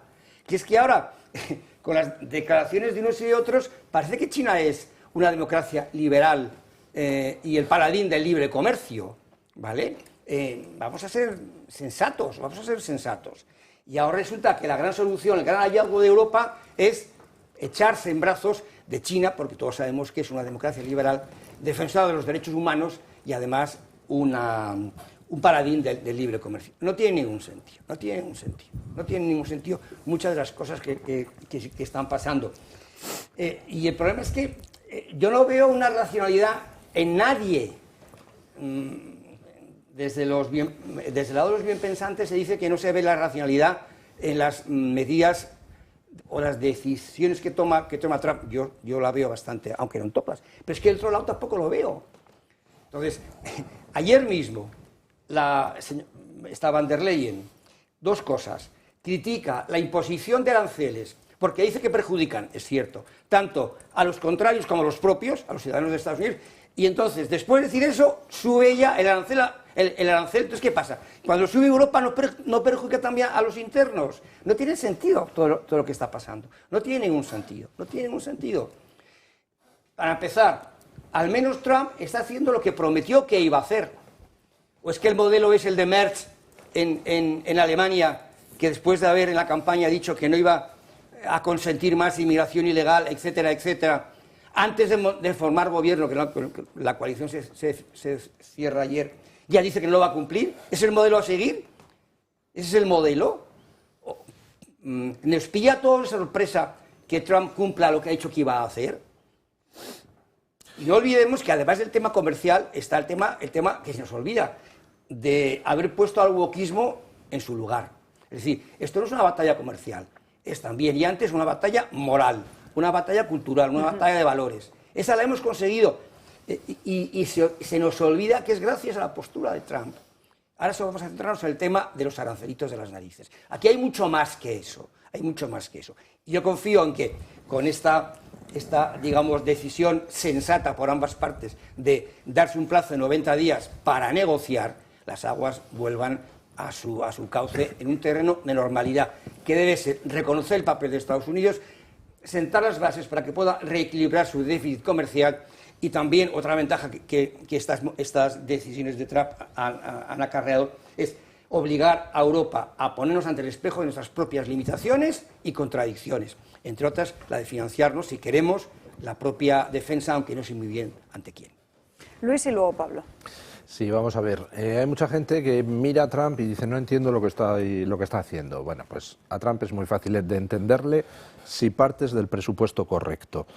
¿Qué ha estado pasando en los últimos 20 años en Occidente? Pues que China ha ido comiéndonos el terreno, aprovechando toda una serie de desequilibrios comerciales, industriales y utilizando una quinta columna en Occidente, que son todos los defensores del wokismo, todos los defensores de que Occidente se empobrezca en nombre de un pobre planeta que sufre, etcétera, etcétera, etcétera. Todas esas mandangas no eran más que armas políticas para ir arruinando a Occidente en beneficio de China. Eso es lo que ha estado pasando en estos últimos 20 años. Trump llega a la Casa Blanca y dice, se acabó, vamos a parar los pies a China. Si uno parte de esa idea, es decir, de que en lo que estamos es en una guerra de Estados Unidos, o más bien de Trump, contra China y sus quintacolumnistas en Occidente, pues entonces se entiende todo, se entiende la guerra contra lo woke en Estados Unidos, se entiende cómo Trump coge y se sale de los organismos reguladores que impulsan la estafa climática, se entiende por qué a México le amenaza con aranceles para que deje de meterle fentanilo que viene de China por la frontera sur, se entiende que Trump diga esto de Ucrania y esto de Gaza para mí es un tema menor porque la verdadera guerra está en otro lado, y se entiende perfectamente la jugada de los aranceles. La gente lo intenta analizar económicamente, no, es un error, la jugada de los aranceles. Lo fundamental de la jugada es órdago, y ahora todos y cada uno de los países del mundo tenéis que decidir en qué bando estáis, con Estados Unidos o con China. Y todos, uno tras otro, han ido agachando la cabecita y diciendo queremos negociar, Trump. Y entonces Trump lo que hace es retirarle a todos esos los aranceles y dejárselos a China, que es el enemigo. Entonces ahora mismo pues la gente ha hecho, ¡oh, sí, la bolsa ha recuperado casi todo! No, vamos a momentos muy duros. O sea, lo que hemos vivido, esto de la bolsa, es una tontería comparado con lo que viene. Y es una tontería comparado con lo que viene por una sencilla razón. Porque en China gobierna un partido comunista genocida y asesino. Partido comunista donde los débiles son machacados por otros competidores. Con lo cual, Xi Jinping tiene ahora dos problemas. Uno, ¿tiene manera de evitar la catástrofe económica que se le viene cuando China quede aislada comercialmente del mundo? Porque no va a poder vender sus productos a Estados Unidos, pero tampoco a ningún otro país, porque el tema arancelario no lo lleva gente idiota y sabe que las triangulaciones existen y, por tanto, Europa tampoco va a terminar pudiendo comprar productos a China. Una China aislada comercialmente, ¿cuánto dura su economía? Y enfrentado a ese problema, ¿qué puede hacer Xi Jinping? ¿Dar muestras de debilidad o huir hacia adelante, por ejemplo, intentando invadir Taiwán? Es decir, estamos en una situación que es una situación peligrosa y con posible derivada bélica. Y además es bueno que Trump haya destapado todas las cartas tan rápido, porque cuanto antes estalle la situación, menos fuerte será China. Y bueno, pues puede pasar de todo, puede pasar que todo se solucione sin ningún problema, o puede pasar que al final pues haya una huida hacia adelante por parte de China, y entonces sí que viviremos momentos complicados en los mercados, en las bolsas y en todo. Entonces, lo único que la gente, pues por favor, dejen de pensar que Trump es idiota. Trump no es idiota, Trump sabe lo que está haciendo, que es plantar por fin batalla a China. Y bueno, pues eso va a tener una serie de consecuencias, puede haber altibajos, pero es que había que hacerlo. Claro, hay gente que tilda de loco a Trump, y me parece muy sugerente lo que acabas de decir, Luis. Trump es un perfecto jugador de mus y sabe cómo manejar sus cartas, porque viene de donde viene, él es un empresario, y es fácil que todos los argumentos de esta política arancelaria se reduzcan a que Trump es un chiflao, un loco, ese paradigma de personaje estadounidense, y Trump es mucho más que eso, ¿no? Le ha salido muy bien el órdago y Y luego hay otra cosa que no hay que olvidar, que es que Trump no tiene amigos, y esto creo que es una cosa importante. Más allá de su personalidad, no tiene amigos. Santiago Abascal iba allí y tiene muy buena relación con el Partido Republicano, cosa que celebro que la oposición pues tenga sus alianzas internacionales, y han dicho repetidamente que a Meloni le van a salvar los aranceles, porque Meloni, que negoció perfectamente con Trump, no va a tener aranceles, y hemos visto unos aranceles tan altos como a cualquier otro país de la Unión Europea. Entonces, yo no sé si hay alguien en la oposición pensando en cuál es la posición estratégica de España. Entonces, ¿cuál es la posición que interesa al desarrollo económico, a la soberanía económica de España? Porque veo que el Partido Popular se alinea perfectamente con este eje comunista. El Partido Popular tiene un acuerdo firmado con el Partido Comunista desde hace décadas y ahí sigue, y son socios, al menos tanto como Sánchez, de Xi Jinping. Y luego veo a Vox, que está pues abrazado al eje atlántico. Y eso, que bueno, que no me parece en principio mal, pero que no sé si hay alguien pensando en cuál es la posición estratégica de España para no depender ni de unos ni de otros, porque los comunistas desde luego no pueden ser amigos nuestros por el régimen genocida y todo lo que hemos comentado. Pero es que tampoco sé si en Estados Unidos tenemos a los socios más leales en cuestión económica. Entonces creo que España tiene que recuperar esa altura de miras y esa cierta independencia económica que creo que no depende ni de unos ni de otros. Habéis mencionado todos al Partido Popular en estas últimas horas y aquí lo hemos contado, montaba también una especie de espectáculo porque Junts salía públicamente a asegurar que había conseguido arañar en ese plan de decreto que Gobierno y Partido Popular habían negociado, que muchas de esas ayudas se fueran directamente a empresas de Cataluña, cuando en realidad son las empresas quienes tienen que solicitar precisamente esas ayudas. Miguel Tellado esta mañana ha vuelto a recordar o ha vuelto a intentar hacer ese mago de diferencia con el Partido Socialista a base de los acuerdos con sus socios, asegurando que esas ayudas no deben territorializarse. Hoy estamos más lejos que hace unos días en la posibilidad de llegar a un acuerdo con el Gobierno, y es que en medio de nuestras negociaciones descubrimos que había otras en paralelo con el independentismo para territorializar ayudas y establecer un porcentaje de ayudas para Cataluña, cosa que no nos parece razonable. Aquí se trata de ayudas de Estado para las empresas, los sectores productivos afectados, y esto de territorializarlo todo para que Pedro Sánchez pague la factura al independentismo que le permite cada mes seguir en la Moncloa, desde luego con nosotros no va y nosotros no lo vamos a avalar. Y otra de las situaciones que solemos vivir cuando llega el buen tiempo, aunque se nos está acabando por unos días, que ya estamos llegando a mitad de abril y seguramente nos invade el tiempo primaveral, lo sufrirán todos ustedes en sus casas, lo sufrirán sobre todo en sus trabajos. Hay quien quiera el aire acondicionado, hay quien no, para sacarles una sonrisa. Esto es lo que se vivió en el Parlamento de Canarias, que Ana Oramas, que es la presidenta de la mesa, dijo que ni la volviesen a molestar con ese asunto y que se pusieran de acuerdo entre ellos. No es un tema de broma, o sea, es que nos están mandando WhatsApp sobre el aire. Entonces, lo siento muchísimo, se ponen de acuerdo los portavoces, lo que quieran, hacer una reunión de grupo, pero yo ya el tema del aire acondicionado les prohíbo que me manden WhatsApp, ya está. A mí ni a ningún miembro de la mesa. Que se las arreglen. En fin, nos vamos con las crónicas de Manicomio de Gabriel Serrano. Gaby, muy buenas tardes. Buenas tardes. Ahora, yo para defender esto, debo decir que aquí está puesto el aire y esto puede ser considerado como micromachismo. No está puesto el aire. Ah, pues pero yo lo siento así. Pero, bueno. ¿no? Pero bueno, él se pensaba que sí. Tú te puedes claro. sentir más así. ¿Quieres que a mí me va a dar igual? Bueno, me puedo sentir yo como yo quiera y nadie me hará caso, evidentemente. Pero bueno, hoy traemos unas crónicas de debate. Unas crónicas para que aportéis, espero, igual me quedo yo solo aquí hablando, vuestra opinión sobre diferentes temas, porque hemos sabido, la primera es la comunidad científica, que una compañía estadounidense, Colossal Bioscience, ha presentado a través de la revista Time a 3 cachorros de lobo huargo, ¿vale? Que es una especie de que se considera extinguida hace más de 10.000 años. Entonces la empresa ha explicado que estos cachorros, que han sido gestados en perras domésticas, nacieron gracias a técnicas de ingeniería genética, que es a lo que se dedica esta compañía, y permitieron insertar trozos de ADN antiguo de lobos huargo, que, como he dicho antes, extinguidos hace más de 10.000 años, en el genoma del lobo gris, y así obtener individuos pues, que se asemejan, porque no podríamos estar hablando de la misma especie de lobos huargos, porque claro, esto ha sido dentro de la comunidad científica como un hito, pero la realidad es que están viviendo en Texas, en una zona bastante cuidados, que si esto les sueltas el día de mañana al aire libre, a ver cuánto duran, y además en cautiverio van a tener que toda la vida ser alimentados por los seres humanos. Entonces, que están hablando aquí de extinción, pero la realidad es que no es como tal. Francas me está mirando diciendo, ¿qué está diciendo?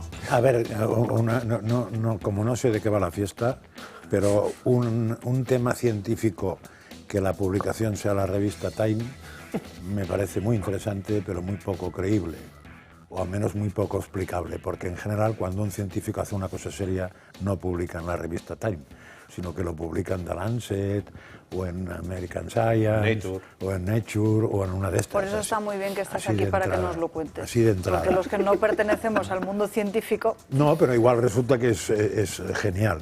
De todos modos, todos los experimentos genéticos solo tienen un problema. No es hacerlos, sino cómo acaban. Y el cómo acaban es un problema de tiempo. Entonces veremos dentro de... Primero habría que analizar, que tú has dicho una cosa muy interesante, ¿a qué especie pertenece eso? Porque igual no tiene nada que ver con la especie que están vendiendo, que es otra. Y habría que ver qué problemas tiene eso, porque igual dentro de 3 horas pues empieza la sangre a no sé qué, no sé. Es importante ver cómo acaban, no cómo empiezan. Y una especie más o menos funciona cuando se reproduce entre ella. Porque si no es una cosa, bueno, en fin, tú puedes hacer cosas muy raras, pero que no tengan ningún futuro. Y como la biología y esas cosas son la ciencia de la vida o va de una generación a otra o es no es vida, es un desastre.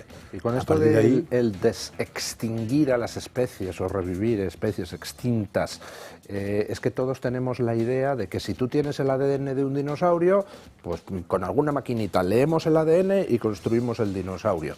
No, no es tan simple como eso. El ADN no es un manual de instrucciones, o mejor dicho, es un manual con muchísimas instrucciones distintas. Ejemplo, en presencia de cosas que son tóxicas, el cuerpo es capaz de generar, leyendo trozos distintos del ADN, moléculas para defenderse, que son distintas en un caso y en el otro.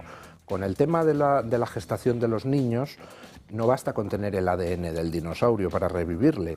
Ese ADN estaba originalmente metido en la tripa de una dinosauria, y esa dinosauria genera toda una serie de enzimas, de moléculas, de tal, que hacen que se interprete ese ADN de una manera y no de otra. Es decir, para revivir un dinosaurio hoy necesitaríamos el ADN del dinosaurio y una dinosauria donde meter ese ADN. Si tú ese ADN lo metes en un lagarto, pues entonces te va a salir algo parecido al dinosaurio, pero que no va a ser el dinosaurio. Sí, eso probablemente son los que habéis estudiado algo parecido al bachillerato o a la ESO o algo así, en aquello tan conocido que decía fenotipo igual a genotipo más ambiente. Es decir, que el genotipo está muy bien, pero sin el ambiente no sale el bicho. Y lo que está definiendo él es el ambiente. Claro, al muy merluzo de que no sabe ciencias, que no es el caso, se cree que el ambiente es la temperatura, la humedad. No, no. El ambiente incluso es el triplete de nucleótidos que hay al lado. Es la enzima que corre por la célula. Es todo es ambiente. Con lo cual, que ese es el gran problema de todas las intervenciones genéticas. Si no saben casi nada. El ADN tampoco lo conocemos. No, el ADN, hay mapas de ADN, pero, por ejemplo, una cosa bien tonta, que además le va planteándose mucho tiempo y no saben. ¿Hasta qué punto se dice que los tripletes, os acordaréis cuando habéis estudiado, que un triplete marca un aminoácido? Con lo cual, un colectivo de tripletes marca una proteína marca una función. Pero eso está muy bien. Pero ¿hasta qué punto son 3 y no afectan los 3 del lado? ¿O esos 3 son 1 y después es el segundo con el tercero con el cuarto? ¿O es el tercero con el cuarto con el quinto? ¿O resulta que el hecho de que en este aquí marca que haga otra cosa distinta? Todo eso ni puñetera idea. Todavía estamos en pañales comprendiendo cómo funciona. Con lo cual, como para de eso sacar algo. O sea, si lo importante es entender cómo funciona esto. Cuando sepamos cómo funciona esto, ya haremos algo. Yo tengo la teoría de que las cosas que están extinguidas, pues por algo será. O sea, que tampoco no entiendo por qué hay que recuperar cosas que llevan 10.000 años extinguidas. Pues, bueno, Parque Jurásico, la película se basa en... Por ejemplo, el PSOE bueno, qué manía con resucitarlo. El PSOE bueno, 10.000 años extinguidos. No hace falta resucitar lo que que ya está, por lo que sea, pues ya no está. Al revés, cargarse a una especie viva todavía, ¿no?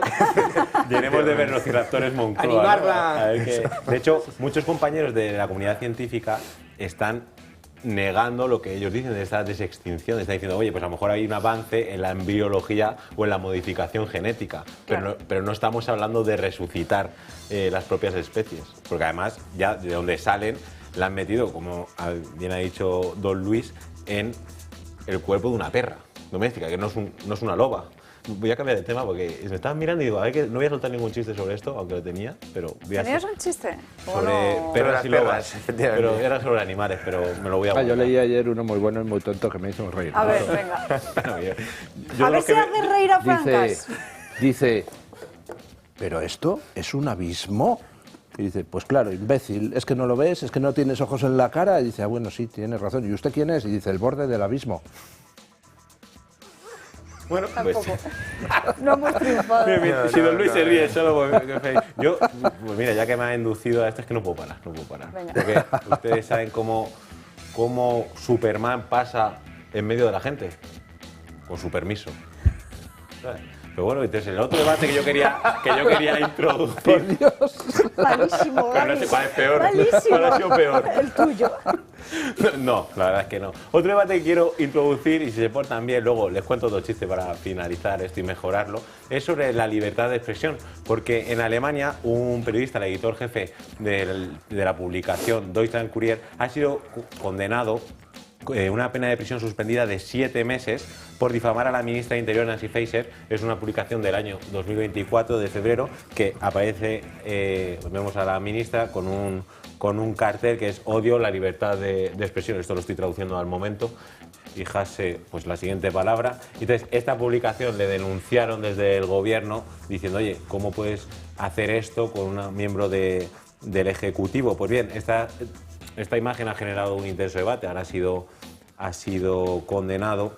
En el propio artículo 188 del Código Penal alemán sí que hay una mención a la hora de publicar contenido difamando o criticando a miembros del Ejecutivo o a personas involucradas con la vida política. O sea, no se pueden hacer chistes sobre los miembros del gobierno alemán Pues porque ya, te condenan a cárcel. ellos ya mismo, Toma, claro, por eso digo que hay una explicación en este artículo, pero ellos mismos son los que luego ejecutan la decisión.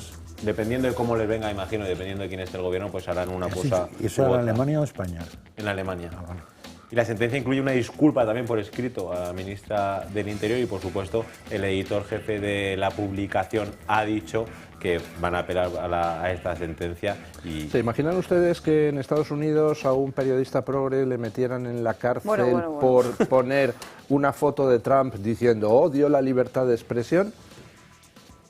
O sea, ¿qué estaría diciendo todo el mundo? Pero como se hace en Alemania con un periodista no progre, entonces no pasa nada. Pero como aquí en España, que hasta el Partido Popular borró ese vídeo que había hecho con inteligencia artificial de la isla de las corrupciones o algo así se llamaba, lo borró casi pidiendo perdón al Partido Socialista, y va al Partido Socialista de Madrid y hace 2 días le monta una foto a Ayuso con inteligencia artificial. Y en Alemania seguro que a la pobre Alice Weidel, la candidata de AfD, la campaña electoral habrán puesto de todo menos de simpática y guapa, de nazi para arriba, y eso no es insulto. Y luego también la medida que tienen ciertos sectores de la política para decidir qué es un atentado contra la libertad de expresión, qué es la propia libertad de expresión, o si yo me puedo meter con una persona con su religión o con su creencia. Entonces, que estamos viendo que el baremo que están teniendo es muy diferente dependiendo en qué lugar. Y por eso, en el propio rótulo lo dice, libertad de expresión es un derecho o una aspiración, porque claro, dependiendo de cómo se utilice el vocablo, pues claro, pero bueno, se afecta a unos a otros. Bueno, al menos nos cabe una esperanza, y es lo que ha pasado en Estados Unidos, donde se ha vivido la misma degeneración con persecución hacia un lado del espectro político y abusos constantes por parte del otro, y al final eso lo que conduce es a una reacción y a que un Trump llegue a la Casa Blanca. Y el péndulo. Y aquí en Europa pasará lo mismo. En fin, Gaby, me despido de ti, te lanzas con el chiste. Hombre, por supuesto, si car es coche en inglés, men es hombre, entonces, ¿mi tía Mari Carmen es un Transformer? Bueno. Es que me tienta, porque luego se ríe y digo, bueno, lo pillará 3 segundos más tarde, pero le agradezco que esté aquí en la mesa, porque por lo menos no me quedé yo solo. Visto lo visto. Gaby, yo creo que no sé. ¿A ti cuáles chistes te gustan? A mí me gustan los malos, pues no, muy malos. Entonces, pero... ¿qué esperas? Franca, sí, doy pena, pero bueno. No, son reído. Ah, mira. Ponemos campanas. Una mueca, Lo hemos conseguido. Yo creo que este año haremos que Franca se ría carcajada limpia con alguno de tus chistes. Por lo menos lo seguiremos intentando. No. Sí, una vez. ¿No? Sí, porque no se llegó a reír, pero me dijo, ese es bueno. Muy serio. Algo de eso recuerdo, pero no. En fin, Gaby, gracias por sus crónicas de manicomio. Última pausa de publicidad del día de hoy. Aquí les esperamos.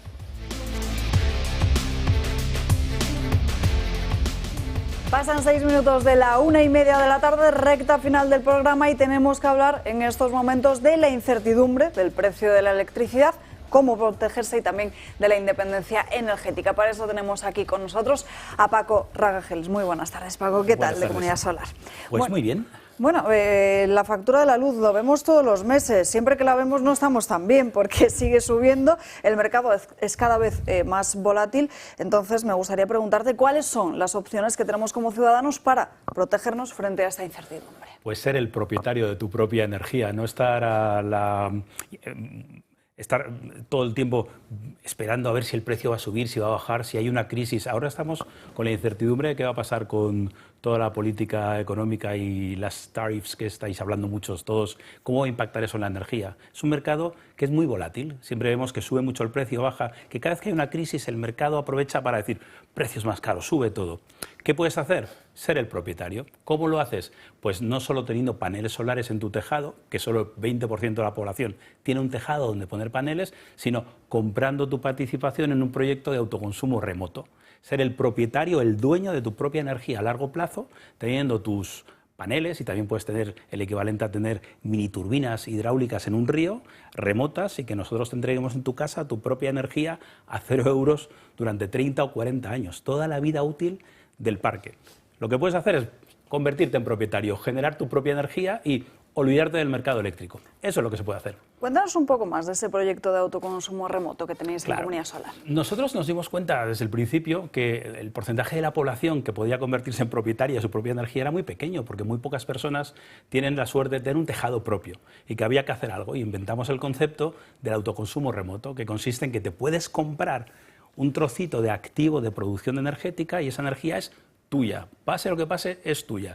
Si sube mucho el precio de la energía, eso está generando mucho dinero, que sirve para comprar la energía que te suministramos en tu casa. Entonces es un proyecto maravilloso porque consigue que quien no tiene un tejado pueda ser dueño de su propia energía. El último proyecto que tenemos en marcha es el proyecto de Puebla del Príncipe, que es un parque con baterías que estamos construyendo en Puebla del Príncipe, en Ciudad Real, y que está ya al 70% de ocupación, está prácticamente lleno. Y es el último y más avanzado proyecto de autoconsumo remoto de Comunidad Solar. Paco, ¿cómo y quién puede precisamente contratar esa solución? Cualquier persona. Esto es lo bonito del modelo. Simplemente con que tengas una línea eléctrica en tu casa y que estés con un suministro eléctrico, no importa dónde vivas, te lo puedes contratar. Te pasamos automáticamente con nosotros y ya tienes tu energía remota. Y además, si te cambias de casa, si quieres dividirlo entre tus hijos, puedes hacerlo porque es tuyo y como es de tu propiedad y tienes la flexibilidad que está en remoto, lo puedes conectar con una casa, con otra casa, con donde necesites.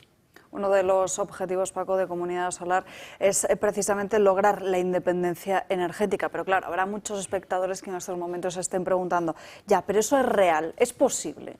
A ver, es un concepto, la independencia energética. Nosotros lo que te garantizamos es que puedes producir tanta energía como consumas. Y eso es a lo que nosotros llamamos independencia energética. Si tú te conviertes en productor y produces la energía que estás consumiendo, eres independiente del mercado, porque tienes un mecanismo que va a generar la energía que estás usando en el mercado. Que el mercado la tiene muy cara, tu energía es muy cara. Es un mecanismo que te permite ser independiente, porque te olvidas del precio de la energía a largo plazo. Para más información, Paco, ¿dónde llamamos? En nuestra página web, que imagino que la tendremos aquí. Aquí abajo. Podéis entrar en nuestra página web y tenéis toda la información, o llamar por teléfono y cualquiera de los miembros del equipo de Comunidad Solar os dan información. Pero esa es la solución a olvidarte de la incertidumbre. Igual que te puedes comprar una casa Nosotros queremos que la gente se pueda comprar su producción energética, porque hoy la tecnología lo permite y antes no, pues ahora se puede. Pues que llamen cuanto antes. Un placer hablar Gracias. contigo. Vamos con más asuntos. Nos vamos a página internacional con Alemania. Ya lo mencionaba Carlos hace apenas unos minutos, como en el día de ayer se lo contábamos como una noticia de última hora, aunque desconocíamos todos los detalles que se hacían públicos a las 3 en punto de la tarde, acuerdo de gobierno entre los conservadores y socialdemócratas. Alemania presenta su nuevo gobierno. Conservadores y socialdemócratas han alcanzado un acuerdo tras subsanar los últimos obstáculos en materias de política migratoria y finanzas. Este pacto ha sufrido enormes presiones por la disputa arancelaria y las pérdidas en bolsa. Aseguran que ha habido una voluntad común de llegar a un acuerdo cuanto antes. Mes y medio después de las elecciones generales, el bloque ganador de los comicios, formado por la Unión Cristiano-Demócrata, la Unión Social Cristiana y el Partido Socialdemócrata de Alemania, formarán un gobierno de coalición. El nuevo ejecutivo supone un giro político respecto a la coalición anterior, formada por los socialdemócratas de Olaf Scholz, los verdes y los liberales. En cuanto al reparto de carteras, la CDU se queda con la Cancillería, el Ministerio de Asuntos Exteriores, por primera vez en 60 años, Economía y Energía, Educación y Familia, Sanidad, Asuntos Digitales y Transportes. La CSU estará al frente de Interior, Investigación, Tecnología y Espacio y Agricultura. En cuanto a los socialdemócratas del SPD, liderarán los ministerios de Finanzas, Defensa, Trabajo y Asuntos Sociales, Justicia, Cooperación al Desarrollo, Medio Ambiente y Construcción. Según este acuerdo, Lars Klingbeil será vicecanciller y el nuevo ministro de Finanzas. La investidura del líder de la CDU, Friedrich Merz, se espera a principios del mes de mayo, cumpliendo con el calendario y librándose de las presiones demoscópicas. Según la última encuesta de Forsa, el 69% de alemanes consideran que ahora Merz no es apto para el cargo de canciller y el partido Alternativa para Alemania ha empatado en los sondeos con la CDU-CSU con el 24% para ambos. Bueno, no sé si era Francas quien lo comentaba en el día de ayer. Parece que con eso que acabamos de ver en Alemania, que lo único que sucede después de unas elecciones es un simple cambio de cromos, Carlos. Y aparte de incumplir toda la palabra dada. Es la quinta gran coalición de los últimos no sé cuántos años. ¿Qué se ha conseguido en Alemania? Ya van por el segundo año de decrecimiento y van por el tercero. Sí, nada, van a lograr lo mismo que siempre. Nada. Por eso está subiendo AfD. Y es curiosísimo que incluso antes de haber empezado a gobernar ya ha sobrepasado en la intención de voto, y es verdad que faltan años para las elecciones, a la... O no, o no. Bueno, es decir, porque como siga así no aguanta un gobierno. Se ha convertido en la única oposición posible. Alemania no es España. En general, que Alemania no es España y el ciudadano igual es más serio. Sí. Entonces, si consigues un gobierno que has tomado el pelo a todo el mundo, que sí que dije yo ayer, que era un cambio de cromos eso, sí. Porque claro, o sea, presentarte a unas elecciones diciendo este tío es un desastre y no se le va al hundimiento, y en el momento, porque no había llegado al día siguiente, fue por la noche que anunciaron que el desastre pasaba a ser cogobernante. Con lo cual, esto, en fin, cualquiera, a no ser que esté en un sanatorio psíquico, no cuadra, no te funciona esto. Entonces, esto está muy así, pero igual la gente se te rebota. Y los alemanes se llaman cuadriculados por algo, Como los inmigrantes, que también nos dijeron durante toda la campaña, vamos a cerrar las fronteras desde el día siguiente a las elecciones. ¿Qué pasa el día siguiente de las elecciones? Que vuelven a fletar más aviones de inmigrantes. La misma noche también. Bueno, pero eso es lo que pasó en la Unión Europea también. Sí, también. Que nos venden que era ir un enfrentamiento entre el PP y el PSOE, y gana el PP, y lo primero que hace es ofrecerle el pacto al PSOE. O sea, realmente yo no sé por qué el ciudadano aguanta.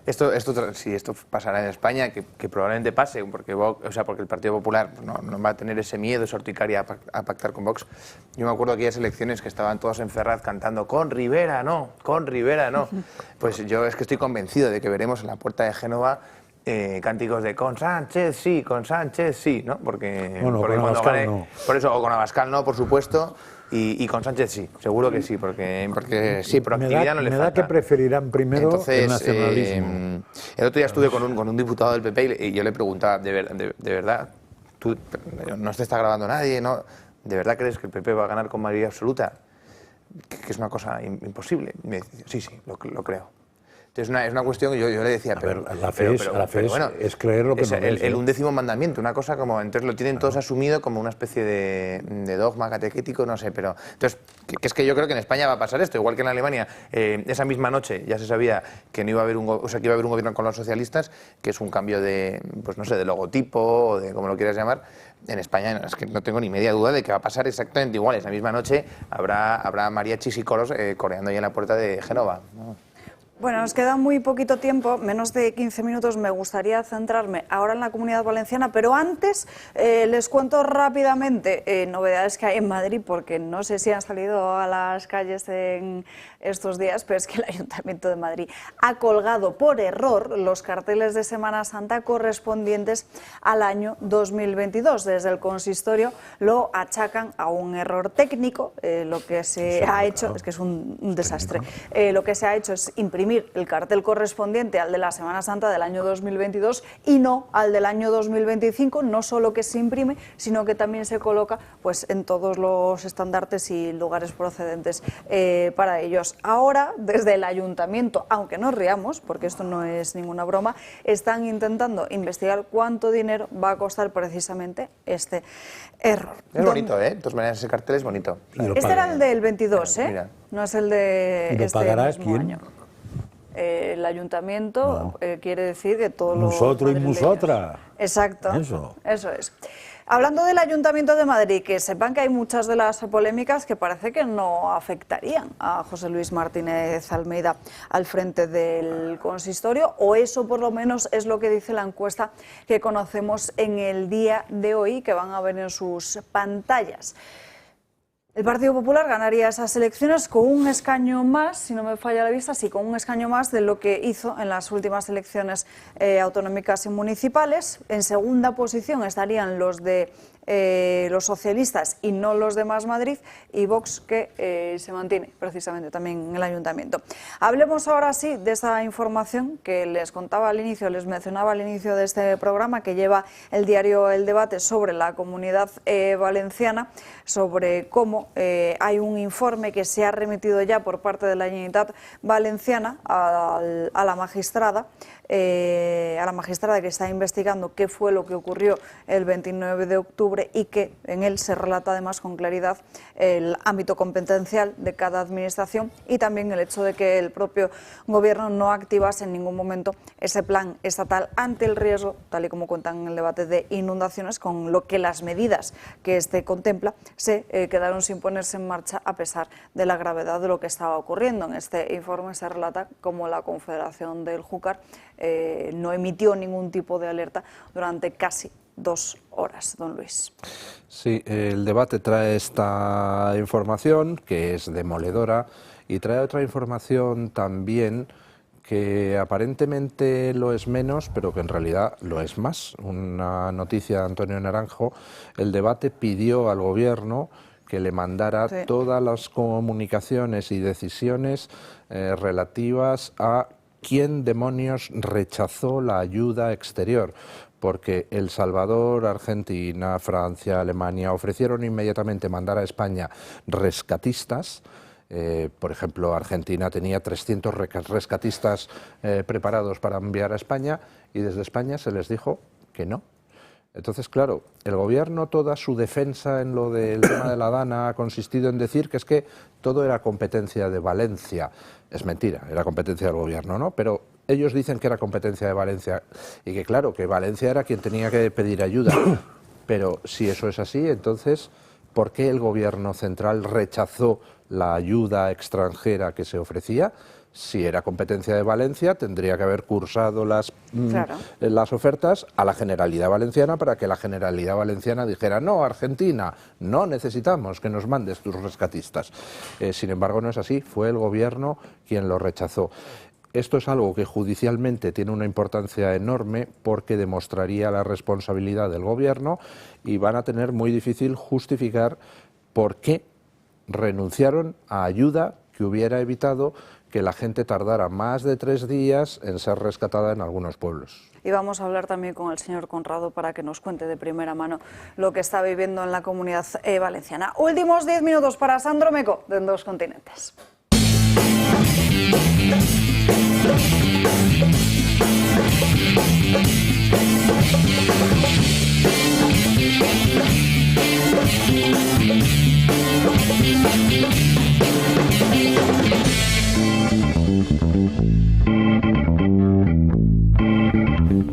Vale, antes de empezar voy a aclarar una cosa para que lo sepan los miembros de esta mesa.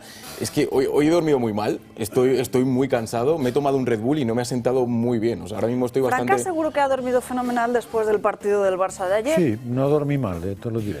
Dormí menos, pero no dormí mal, ¿no? Pero dormiste bien, que es, Sí, es feliz. lo importante. Joder, no, la cosa No pinta como los muy del bien. Madrid esta Claro, semana, ¿eh? claro, yo como madridista que soy, pues estoy literalmente ahora mismo un poco mareado. Y hablando de mareos, claro, no paramos de hablar de aranceles y demás cuestiones, pero es que precisamente el tema de los aranceles nos está mareando de otra cuestión que es bastante importante entre Estados Unidos y China, la cuestión del Canal de Panamá. Porque uno de los objetivos de Donald Trump como presidente de los Estados Unidos es quitar la influencia china de ese canal, que recordemos fue un regalo estadounidense en su momento a la población de Panamá. Bien, pues han enviado al secretario de Defensa Pete Hegseth para allá y nos contaba esto.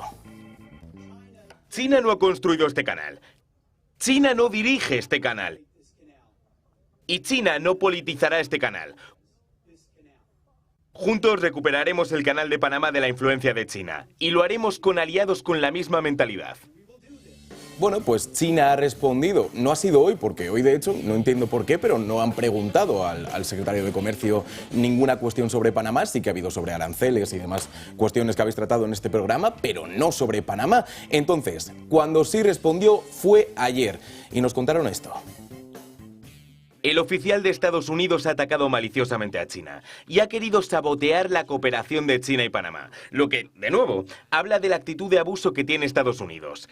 China se opone. Para todos creo que está bastante claro quién es el que quiere apoderarse del Canal de Panamá de verdad. Vale, y antes de que todos nos tiremos de los pelos, vamos a cortar esta cabeza rápidamente. Tenemos el frente de Taiwán, el frente de los aranceles y ahora el frente del Canal de Panamá.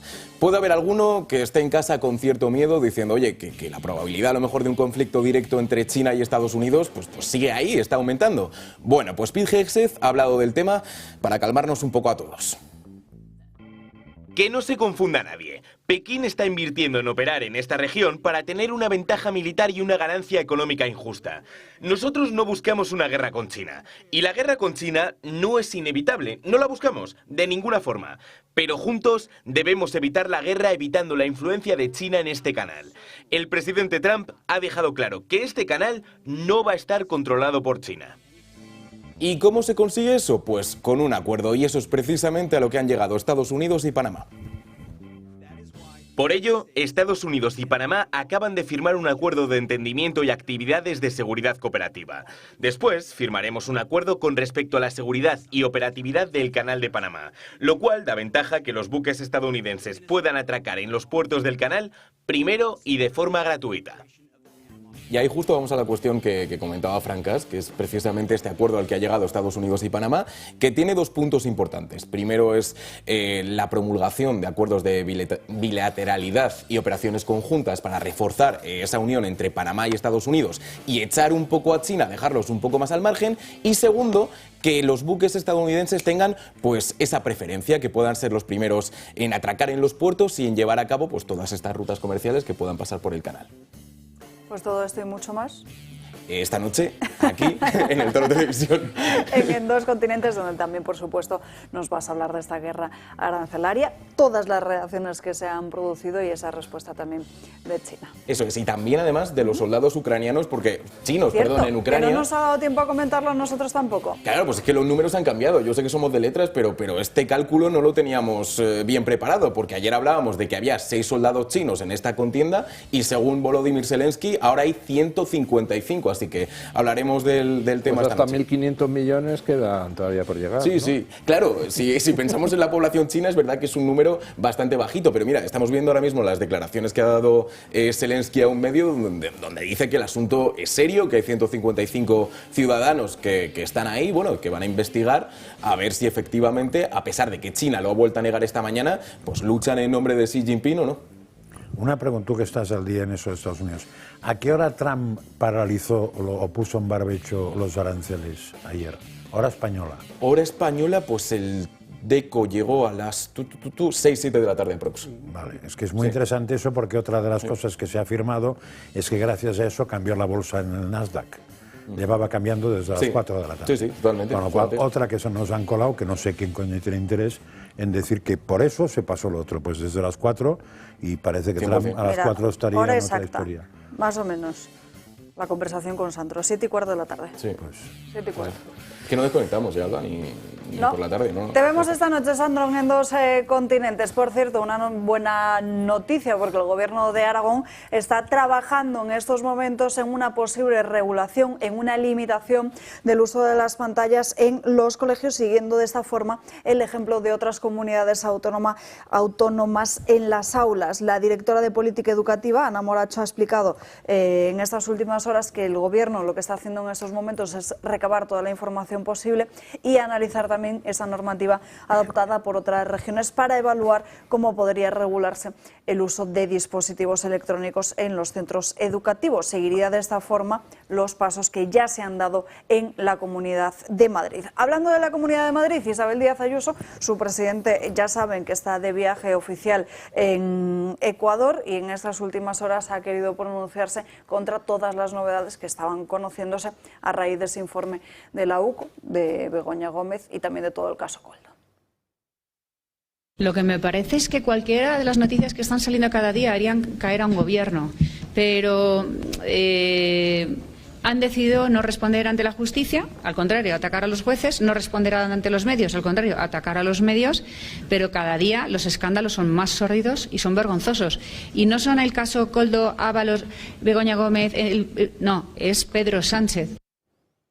Y esta misma mañana la pareja de Isabel Díaz Ayuso, González Amador, llegaba de esta forma a los juzgados, estaba citado a declarar y así lo ha hecho. Por primera vez ha querido declarar ante la magistrada. Durante esta declaración, que ha durado unas 2 horas y media, la pareja de Isabel Díaz Ayuso ha intentado detallar con documentación en mano todos y cada uno de los ingresos de Quirón, negando que los ocultara y defendiendo también la legalidad de los mismos. Ya saben que todo el caso de Alberto González Amador fue lo que desató esa presunta campaña orquestada desde la propia Fiscalía contra Isabel Díaz Ayuso.